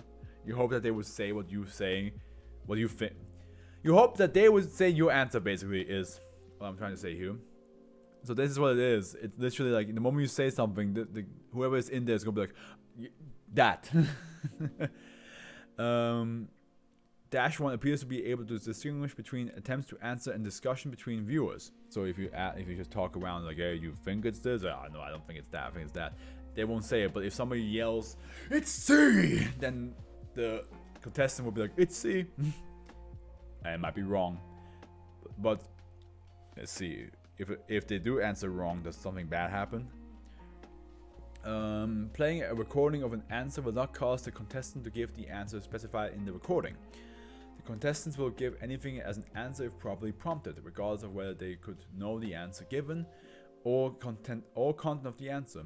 The contestants, host, and audience will have no visible reaction to profanity, vulgarity, or racial slurs given as an answer. The questions appear to be randomly selected and are different every time. I mean, this is kind of fun, unless there's some like bad stuff that's going to happen, which sometimes. Wait, is this Euclid? No, it's safe. So, questions can be about any topic and from any time period, even information from after the apparent recording of the show. The only apparent limitation on the questions is that the answer must be known by at least one person viewing the tape. Questions will occasionally be of Questions will occasionally be of a deeply personal nature. Questions have in the past revealed extramarital affairs, illegitimate children, drug addiction, and data expunged. Anything known to any viewer can become a question. Okay. Oh my god. Okay, I can see how this might be less fun now, because now this is a way to find out things about people that you should not be found out. Secrets. Copies of SCP-656 do not share its unique properties. Any copy of SCP-655 will play the recording as it appears when no viewers speak during play. Once a playthrough of SCP-656 has begun, it cannot be paused, rewound, or fast-forwarded.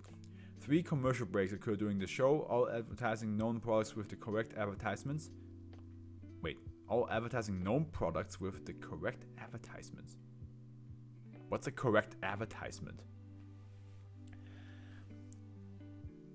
Oh, I get it now. Basically, if it's a cola product, it would have the actual advertising of that product. That's what it means. Okay, I was a bit confused. I was like, what is a false advertisement? I mean, those exist as well, of course. But okay, after commercial break, because a false advertisement would be an advertisement that is not made from the actual legal studio or not from the company itself. And also could be an advertisement that is meant to like destroy the product instead of advert it. After a commercial break, the camera view sweeps over the audience. Upon closer analysis, the audience consists entirely of people who have viewed the tape, as well as those currently viewing it. In addition to those Foundation personnel known to have viewed the tape, 6 unknown people appear in the audience. At the end of the taping, after the host announces the winner of the 3 contestants, the audience winner is announced, and a member of the audience comes forward and is given a copy of SCP-656. The audience winner always corresponds with the current viewer who answered the most questions correctly. The tape cuts off soon after this point during a disclaimer regarding the awarding of the prizes. The disclaimer contains nothing of note. The recording runs for a total of 20 minutes 3 seconds. There is an additional 5 hours and 40 minutes of blank tape after the disclaimer cuts off.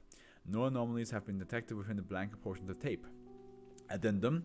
All winners are to be monitored in the event of a change in condition. Wait, what? That has been crossed out. Refer to document 656-blank for a complete list of winners. It is now known that any person who wins the game will receive, after a number of days equal to the number of questions answered, a copy of SCP-656 in the mail. All copies received by Foundation personnel have displayed the address of site blank, the only Foundation facility where testing on SCP-656 has occurred, as the return address. All copies received by winners are fully functional. The Foundation is currently in possession of blank additional instances of SCP-656. Oh my god, wild! I love the idea though that I'm pretty sure it's inspired by the whole idea that when people keep yelling their answer at the TV, hoping that the person that is taking the quiz game is actually going to say the same thing.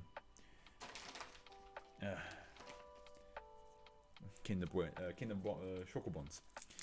Death predicting man. Well, far.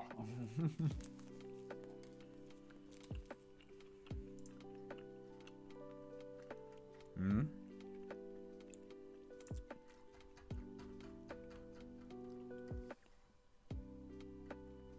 Whoa, what's happening? What's that? Oh, yeah, here we go. Oh, Abel, of course. I keep forgetting that's Abel. Keep forgetting his number. Okay, let me just eat one more.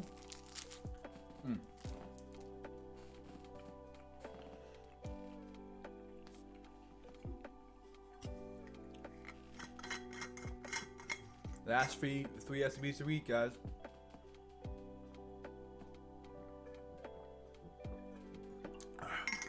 So, let's see here.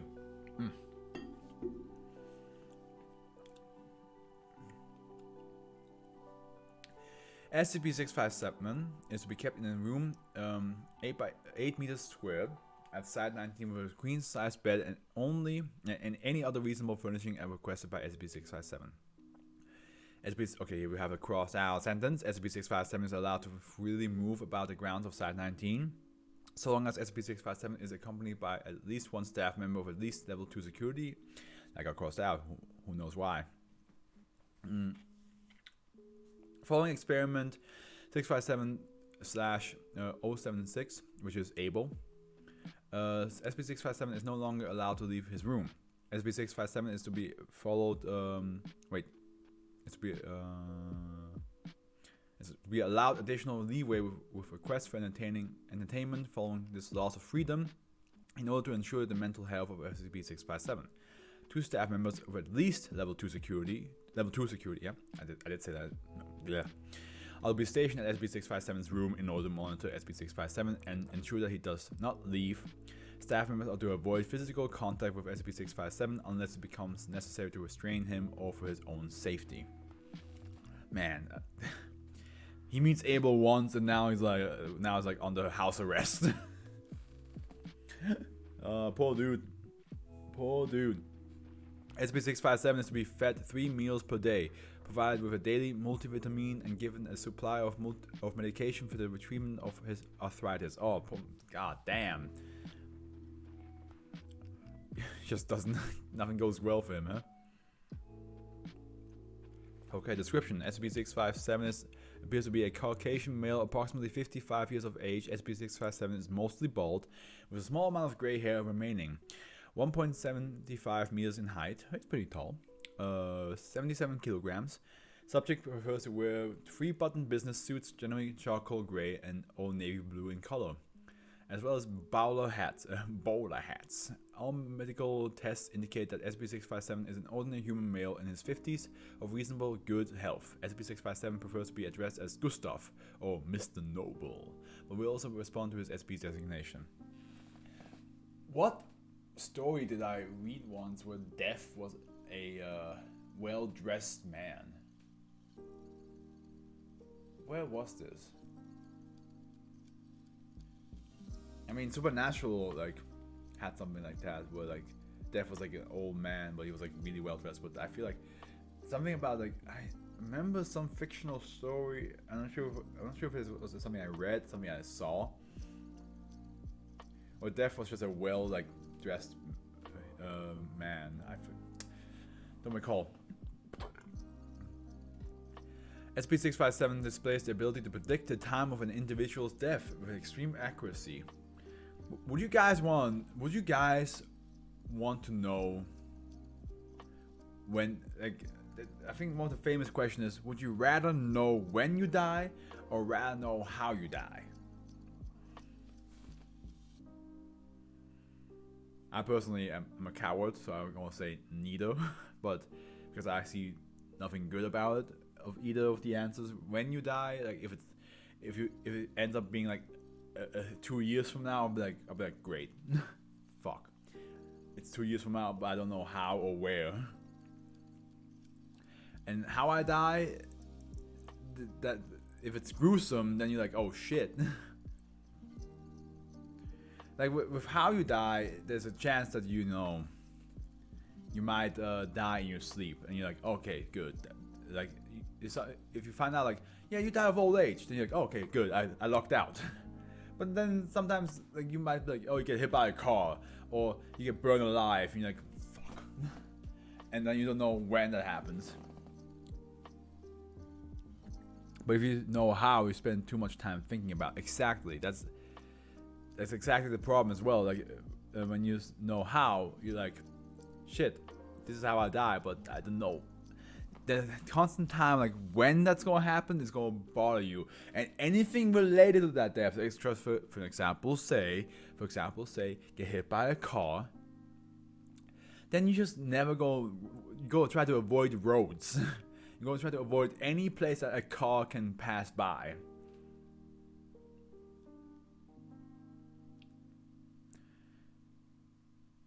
So until you walk down a big park place, and then suddenly a car from the sky falls on you.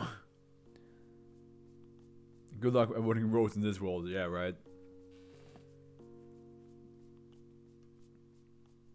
I just don't like both. I just don't want to know any of them. If somebody was to ask me like, do you want to know any of these two, I'd be like, nah, I'm good, thank you.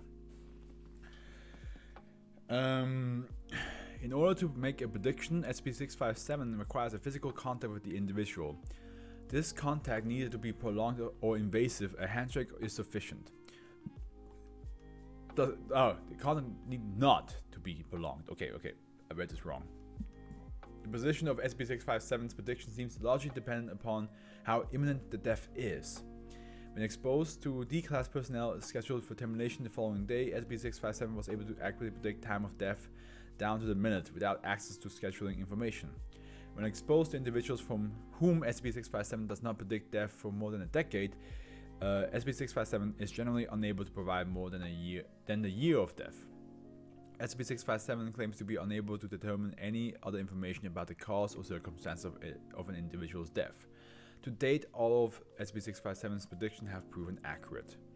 For unknown reasons, SB657 claims his abilities simply do not work on a small number of individuals, including Agent Blank, Dr. Blank, and Dr. Blank. Polygraph testing supports these claims.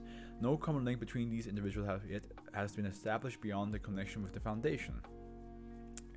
Individuals exposed to SB657 often report finding him disquieting, unpleasant, or simply creepy. Regardless of whether or not they are aware of his abilities, individuals who are aware of SB657's ability to predict death often attribute their discomfort to finding this aspect of him unsettling. Those who are unaware are unusually unable to articulate a specific reason for disliking SB657. Addendum. Notes on recovery. SB657 was recovered in the site of Blank in the United States. While employed as an undertaker at a large... I don't know why that kind of like is very ironic. I mean, it's not ironic, it's fitting. An undertaker, it's kind of fitting. I mean, to be fair,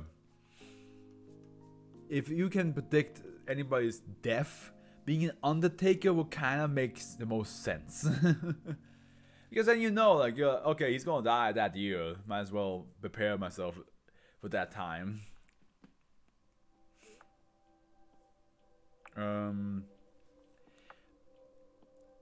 At a large funeral home, SB657 became engaged in a heated argument with his subordinate with whom SB657 had previous disagreements. While correcting the subordinate's work, SB657 remarked, What does it fucking matter? You'll be dead before the end of the week, in front of several witnesses. Following the subordinate's death 3 days later after falling from the roof of his home, SB657 was arrested by the local police department on suspicion of murder. Yeah, I mean, fair enough. That you can't say that. You can't be like you're gonna die tomorrow and then he's dead tomorrow. Like like that is something you should keep a secret. Was subsequently shot by a suspect in an unrelated incident 2 days later in the evening, as predicted by SB657. Oh boy. He's just gonna be like, yeah, you're gonna die in a month. You're gonna die in a year. You're gonna die on this day. And it was gonna be like, oh my god, how does he get to kill all these people? He's a walking death note. Except that he's not causing the death, he just knows the death. He just knows when it happens. SB657 came to the attention of the Foundation when the local police made a request for federal resources to investigate any possible connection between SB657 and the officer's shooting. Arrangements were made for SB657 to be tried and convicted of the murder of his subordinate and conspiracy to murder the officer who apprehended him, and sentenced to death. SB657 was extracted into Foundation custody using the same procedure for securing D-class personnel. Kind of funny how like he went from being arrested and being put in jail, then ending up being in the Foundation and being more free again. Because like the Foundation's like, oh yeah, you can walk around, do whatever you want, all you do is predict people's death. Like there's nothing else bad about you. Like you're not hostile, you're just a guy who just has the power to predict death. But now Abel fucked it up. Now he's stuck in, now he's actually in his personal, it's better than a jail because he's getting treated nice. He gets entertainment stuff, he gets food. He doesn't get mistreated, I hope. SCP-657 was introduced to SB-076-2 as a potential recruit for Mobile Task Force Omega-7. Yeah, because isn't Abel part of the task force? This was a pretense to allow SB-657 to physical contact with SB-076-2. Upon contact with SB-076-2, SB-657's eyes rolled back into his head and he lost consciousness. Shit. SB-657 remained into a comatose state for slightly over a week. Upon recovering, SB-657 claimed to have no memory of meeting SB-076-2. Polygraph testing indicates these statements to be accurate. Following this incident, containment procedures for SB-657 have been amended to ensure that SB-657 does not come into contact with any other humanoid SCPs. Further experimentation involving exposing SCP-657 to humanoid SCPs may take place only with O5's clearance. But I mean, come on. It might just be Abel that just did this to him. It doesn't mean all the humanoid SCPs gonna cause him to go in a coma. Let him have his freedom. Let him have his freedom, for God's sake. Let the death-predicting man have his freedom back. He did nothing wrong. He just touched Abel. And Abel then made him go. That doesn't mean he has to be locked up. He doesn't need to have to go on house arrest.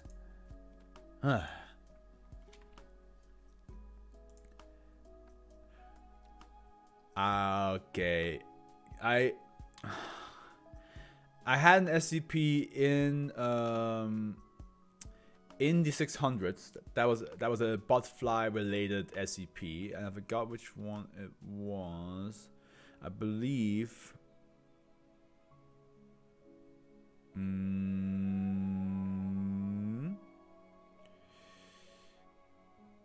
Let me just see. So one of these SCPs right here was butterfly related, and I told on stream that I see in the video long ago of a dog being infested by butterfly larvas, and then the vet had to like squeeze these things out, and I never in my life have I been so disgusted by something made by nature. I had the shivers, goosebumps, I gagged, and I was so, like, there was a level of fear, disgust, and hatred towards butterflies that just instantaneously spawned once I saw that video. So anything with butterflies, which is the next SCP anyway, I'm not gonna look forward to it. And again, there was one that had to do with butterflies as well, like something about like it's like coming into you in a very butterfly related manner and growing inside you, and I was like, I hate it, fucking hate it, dude. Okay, wait, at least it's short, I hope. This is like my equivalent of I think I legitimately have a phobia against butterflies. I don't think I have a phobia against anything else. Like there are other things in the world that I have respect for, and if I ever had to deal with it, I would be scared. Like if I ever had to like deal with a shark coming at me, I'd be scared of it. But I don't have a phobia against sharks. I think sharks are pretty dope. Same with snakes and spiders. I think spiders are fucking awesome, but butterflies, that's the one thing. Okay. Let's do this. Euclid. Any small instance of SCP-658 measuring no more than 50 centimeters in the largest Okay. I hope it's not. It doesn't behave like a normal butterfly, because if it's a 50 centimeter big butterfly, that shit. When not involved in experimentation, is to be stored alone within a steel box, preferably kept closed via simple low-tech means, such as tying with strings or duct tape, or weighing down the lid. Boxes with external mechanical or electronic locks are to be avoided for this purpose. Boxes with mechanism accessible from the inside must not be used. Larger instances of SCP-658 are to be destroyed as soon as possible. Unless exposure is necessary for sake of experimentation, every instance of SCP-658 is to be kept at least 3 meters from all electronic devices, as well as all noticeably complex mechanical machinery. Okay, so it seems like they are more interested in machines than human flesh, or any flesh at all. That calms me down a little bit. When in doubt as to whether an item belongs to such category, personnel are to err on the side of caution. Devices affected by SCP-658 when not used for experimentation are to be destroyed. Machinery affected by SCP-658 must not be connected to an electrical outlet for any moment of time. Maybe when it says botfly, it means more like robots.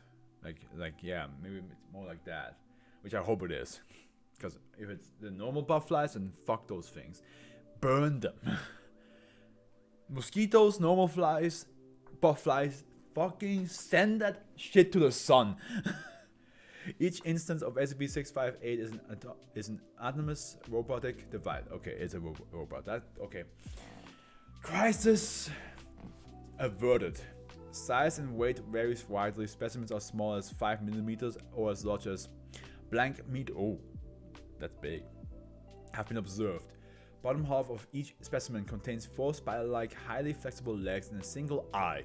Appearance and structure of upper half is different in every SCP-568.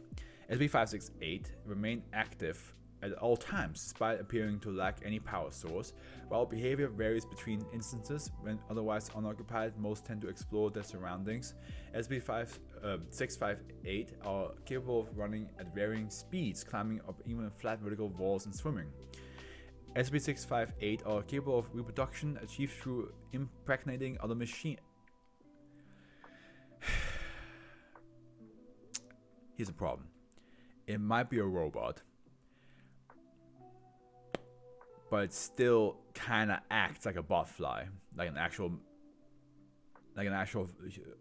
organism botfly, like a biological botfly, which makes me hate it again. Machine in this case is essentially defined as any complex man-made mechanism. This includes items as disparate as wristwatches, typewriters, personal computers, motor vehicles, and, though rarely, other SCP-658. Oh my god. Impregnation is carried out via a poorly understood process that requires only momentarily the physical contact. As a result of the process, an embryo will appear inside the machine, hereafter referred to as host. The embryo initially appears to be featureless, a lump of plastic and metal measuring 1 millimeter, but develops and grows quickly within its host. As an embryo expands, it connects and incorporates increasingly more of its host internal mechanism into its own structure. The embryo partially takes on the task of maintaining the function of its host, whose users usually fail to notice anything is amiss, and believe that the host machine is working no less effectively than usual. However, visible minor glitches and anomalies as well as external deformation tend to appear towards the end of the gestation.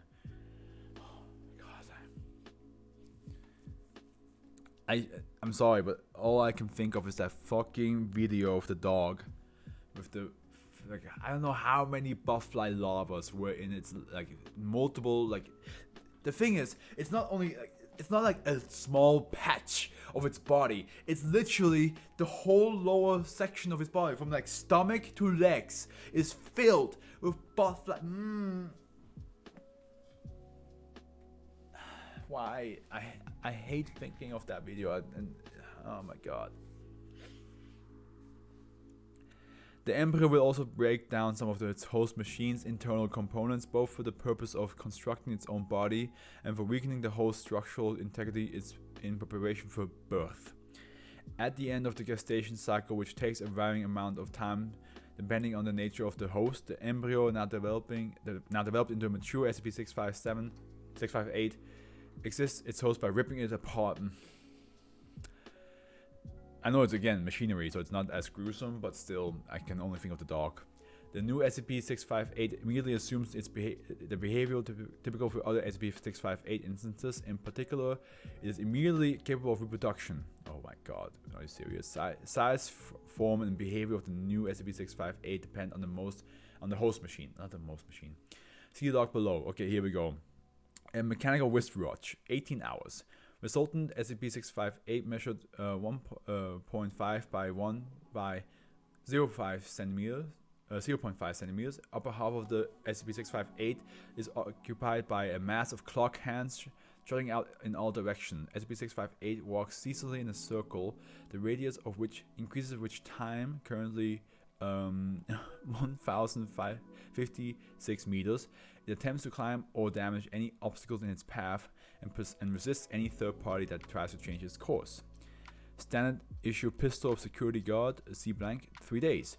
Resultant SCP-658 was measured 10 by 4 by 5 centimeters. Immediately upon emergence, object fired at researcher, injuring Dr. L blank and Dr. B blank, and fragile objects in the vicinity. SCP-658 was capable of firing ceaselessly for approximately 1 minute, then took approximately 2 minutes to replenish its ammunition through an unknown means. Destroyed. Yeah, you better destroy that shit.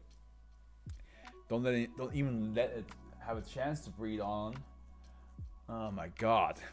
A computer keyboard, 6 days. Resultant SCP-658 measures 31 by 9 by 10 by 1 centimeter. Object has an assemblage of keys with letters and numbers at its upper half. The keys depress themselves rapidly every 30 seconds, spelling out the message "Ask, we will answer." When any complete sentence is typed on its keys by a third party, SCP-658 stops and remains immobile for an hour before resuming prior behavior. Action figure depicting the public character redacted with electronic components. 10 days. Resultant SCP-658 measured 5 by 2 by 2 centimeters. Object legs appear human-like. Upper half of object occupied by imitation of a bald human head without eyes. Head is capable of localization. Nearly all of these are limitations of things spoken in its vicinity. A color TV, 14 days. Resultant SCP-658 measures 45 by 45 by 20 centimeters. That's pretty big.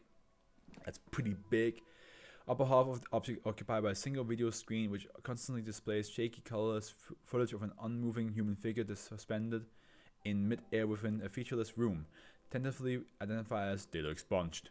An instance of SCP-658, approximately 30 days.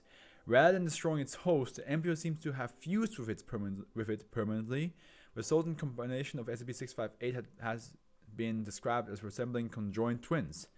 Objects are capable of impregnating machinery as usual, with 2 embryos implanted instead of 1. Oh, that's just great. That's just fucking fantastic. What stops you, Foundation, from just killing it? This thing. It's obviously not a good thing to keep around. Just destroy all of them. Just come on. Entire public address system of site blank unknown. Time and place of original impregnation unknown. In this instance, the SCP-658 pregnancy displayed capability to spread along electrical wiring somehow. On blank blank 19 blank instances of SCP-658, 40 by 20 by 15 centimeters all emerged simultaneously from loudspeakers throughout the site. Oh boy. The objects were typically outfitted with a chaotic array of speakers broadcasting various arbitrary transmissions at full run. The song Happy Birthday recurred among the transmissions with unusual frequency. Outbursts of SCP-658 eventually subdued, while at least 4 specimens escaped into the wild. It's a good SCP, but man, my brain just couldn't. My brain was just. My brain just couldn't think of anything else except that poor dog. Oh my god. Last one. Oh, no, that's weird. Okay, last one. Communal avian intelligence. Keith. Oh wait, Euclid, but it's now Keith. Oh, okay. Last one, guys. We'll probably be done by 20 past, maybe 15 past at best. All specimens of SCP-659 must be kept at least 25-meter distance from each other. Ideally, specimens should be stored in separate facilities, but research has shown that 25 meters is sufficient to prevent flock behavior. Document 659-blank specimens of SCP-659 can be held in containment able to hold an ordinary bird. However, the containment strategy must be changed at least one. I heard something in my apartment. At least once per week. More frequent changes are permitted if the specimen appears to have discovered an escape method. Previously used containment strategies must not be recycled on the same specimen. In the event of catastrophic containment failure, total facility lockdown must be enacted. Due to the likely harmless nature of SCP-659, retrieval of wild specimens is not considered a priority. Okay, that got crossed out, so that only means something bad happened. Maybe they're not as harmless as you guys thought they were. Recovery of or extermination of all wild SCP-659 is extremely high priority. Formation of a wild flock must be prevented by any means necessary. The description: SCP-659 is a species of bird resembling a heron.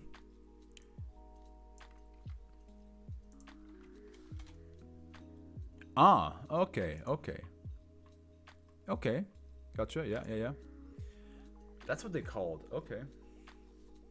Which displays a modular intelligence native to North America. Only a single flock of SCP-659 is known.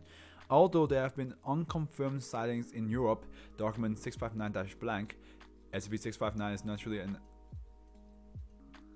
ichthyorvore and as such prefers wetlands habitats, but it can survive with wherever open water exists. Crossed out, meaning they might eat something else. So, not only are they potentially not harmless, they might also eat more than what we think they do. SCP-659 is not known to be able to subsist on any form of meat, although whenever possible it will still consume fish.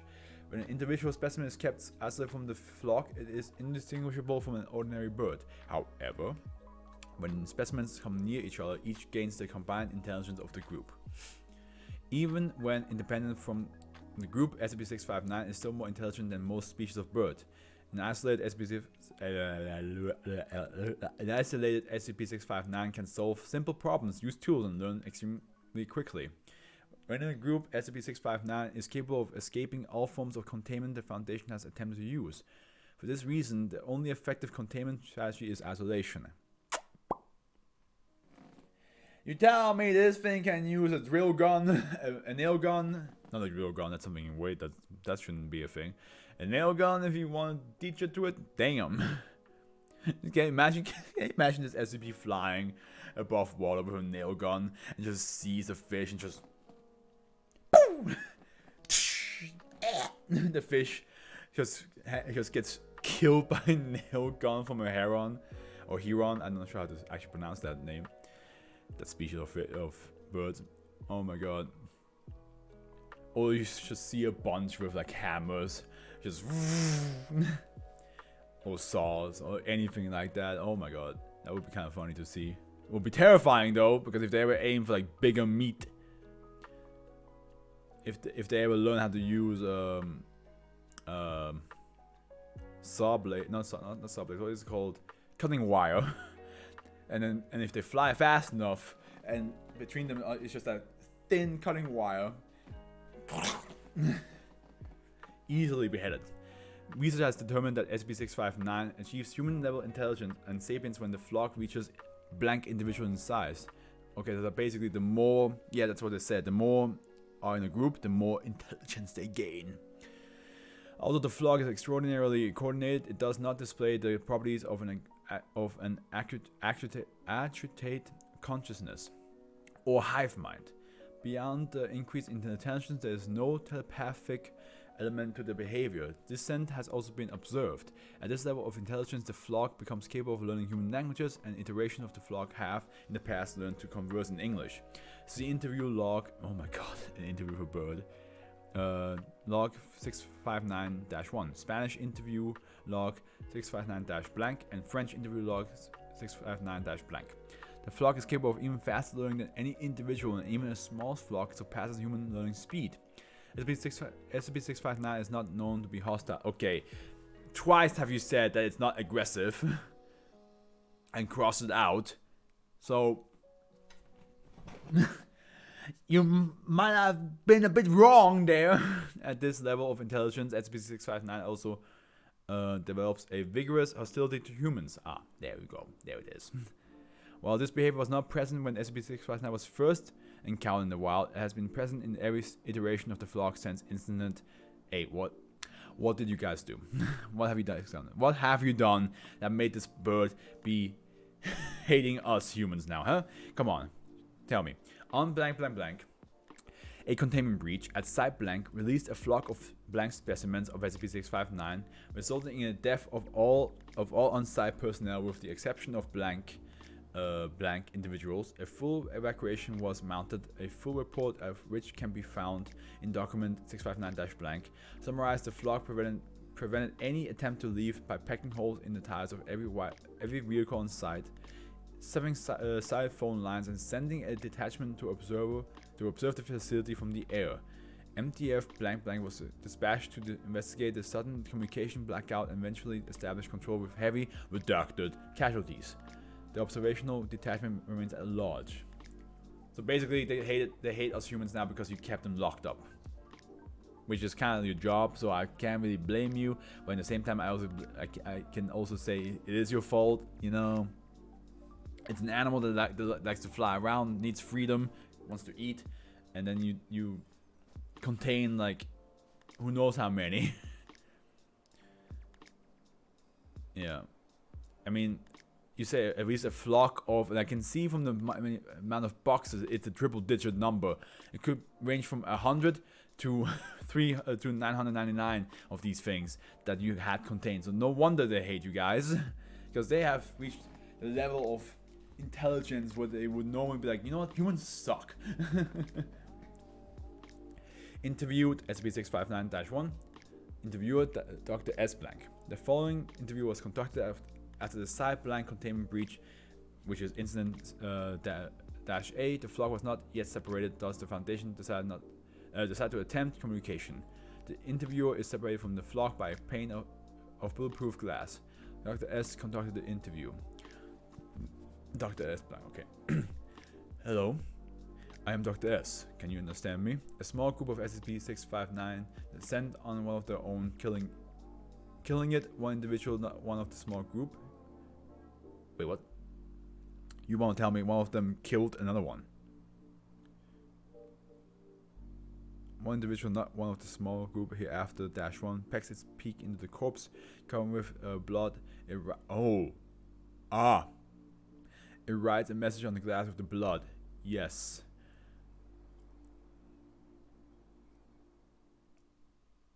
Wow. I thought it's going to start. Wait, hold on a second now.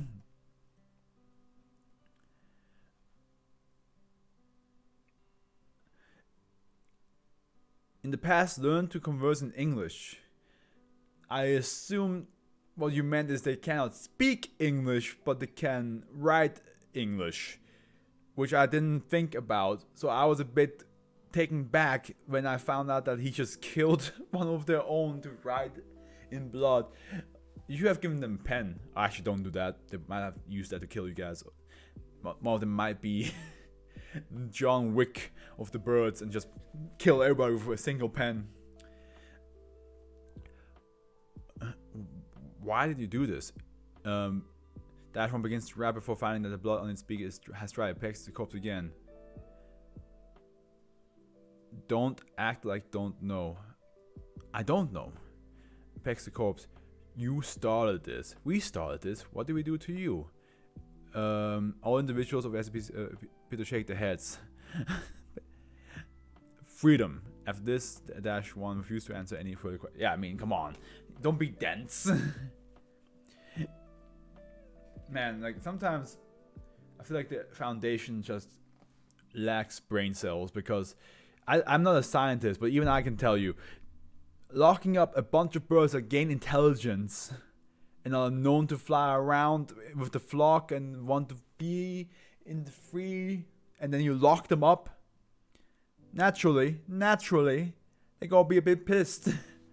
And then when they say, like, when they tell you that you are aware what you've done to them, don't be all like, well, I don't know, what did we do to you? Of course they're gonna be like, oh, come on, dude. You're not fooling anybody. Our intelligence is actually right now higher than yours. Okay, that was the last one. Now here we go. Here we have the... Wait, hold on. Here we have...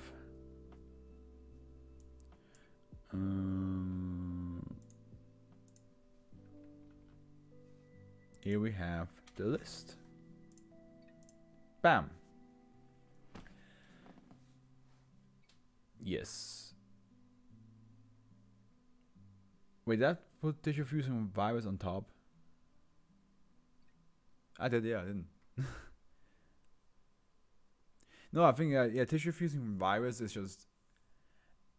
It's very scary. I think it's a very scary idea, because all your orifices get closed up. You can't breathe, you can't eat, you can't talk, you can't hear anything, you can't see anything, and you can't poop.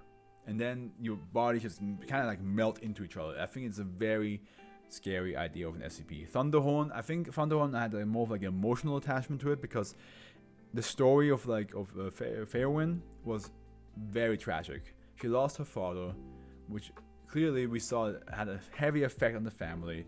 And then the Foundation didn't even try to help them out with a Keter level SCP, and then fined them $50,000 when the Keter died, because they couldn't afford a bigger space for it, and the Thunder killed it itself. The SCP got killed by its own powers. So the Foundation, honestly, fuck you guys. That's a horrible move on your side. I'm glad that Justine Evergreen wanted to help out and was like, hey, let me just talk to them. We can maybe arrange something. But yeah, who knows how much she actually tried. She could have just said like, oh, let's just change the whole like, oh, you can't contain Keter levels anymore. But she never actually suggested that they shouldn't get a fine. Who knows? As I said, the Foundation kind of like are all a bit of assholes right there. So, meteorological dog, yes, it's a good boy, absolutely good boy. Can tell you the weather in almost every language on this world, and it deserves the best. It deserves the best. Just don't wear boots and don't have beards. Then you're fine. Then you can pet the boy. He will tell you the weather for you, and then you give him treats. It's just a good boy. Starting statue is a classic horror game trope. I think it's awesome, and of course Doctor Who. I think it's a lot of fun. Butterflies, even though I fucking hate butterflies, the concept is pretty cool. That like depending on what it fuses with, it kind of changes. It kind of like becomes part of it, and it affects its genetic makeup, so to speak. It's mechanical makeup, I guess, in this case. I think that was pretty cool, even though, again, I hate butterflies and I hate the idea of them. Death predicting man. This man deserves freedom. Deserves to walk around again. Just because he touched Abel a little bit and went in a coma, come on. It's like, oh, we have to avoid that he touches any humanoid SCPs. Well, then just tell him which ones are the humanoid SCPs and let him walk. That's the only thing you have to do.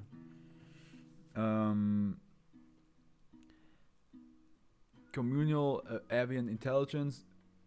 Yeah, I mean that's just dope. Honestly, I think it's just dope that these birds get like smaller the more they are there, and that's not a case of their foundation being dumb. But I just like the concept. Home edition, a lot of fun. I can definitely see where the inspiration came from. I would be one of those guys who would just keep on shouting answers as well. Well, I'm not sure actually. No, I'm one of the guys who actually discusses what they think is the answer with people. I'll be like, hey, what do you think? And then you guys will give me an answer, and I'll be like, oh yeah, I think the same, or oh no, I think it's this. But I'm the type of guy who shouts when I don't get the answer right. I'll be like, God damn it! I thought I had it! That's the type of guy I am. I don't shout the answers, but I shout my displeasement or my excitement when I get the answer right. Biological Disformation Campaign. Yeah, I mean, I put it lower down because we already had an SCP that gave birth to animals, as I said. So like, and it was just freshly read yesterday. So I was like, okay, you know what? It's dope that it's like it gives birth to animals, but it's like the animals are kind of like there's something wrong. I think that's kind of that's a neat twist to it. It's not a perfect creation of the animal, and also it creates an animal that haven't existed yet. So that's pretty cool. And the boomerang. Yeah, no, the boomerang is just... I just think it's funny because the quote I put for the boomerang is like, you become the boomerang. Because it doesn't come back to you come back to it. So, yeah. But other than that, I think that's it. That's all I have left for today. And I'm glad you guys were here with me. This Wednesday, I'm gonna do a Minecraft pixel art stream again. It has been a while since the last one. The last one I did a Twitch streamer, a Twitch tuber, streamer. That's what it was, a V streamer. And next time, well, this Wednesday, I'm gonna do 2B from Nier Automata. It's finally one pixel art that I just want to do. It's not a request of anybody. It's not a gift to anybody. It's just one I want to do for myself. So yeah, I hope I see you guys on Wednesday, and I hope you guys have a wonderful rest of your day. If it's evening, morning, who knows? And I see you guys Wednesday. And Afro is with you guys, and yeah, just be happy as much as you can be happy.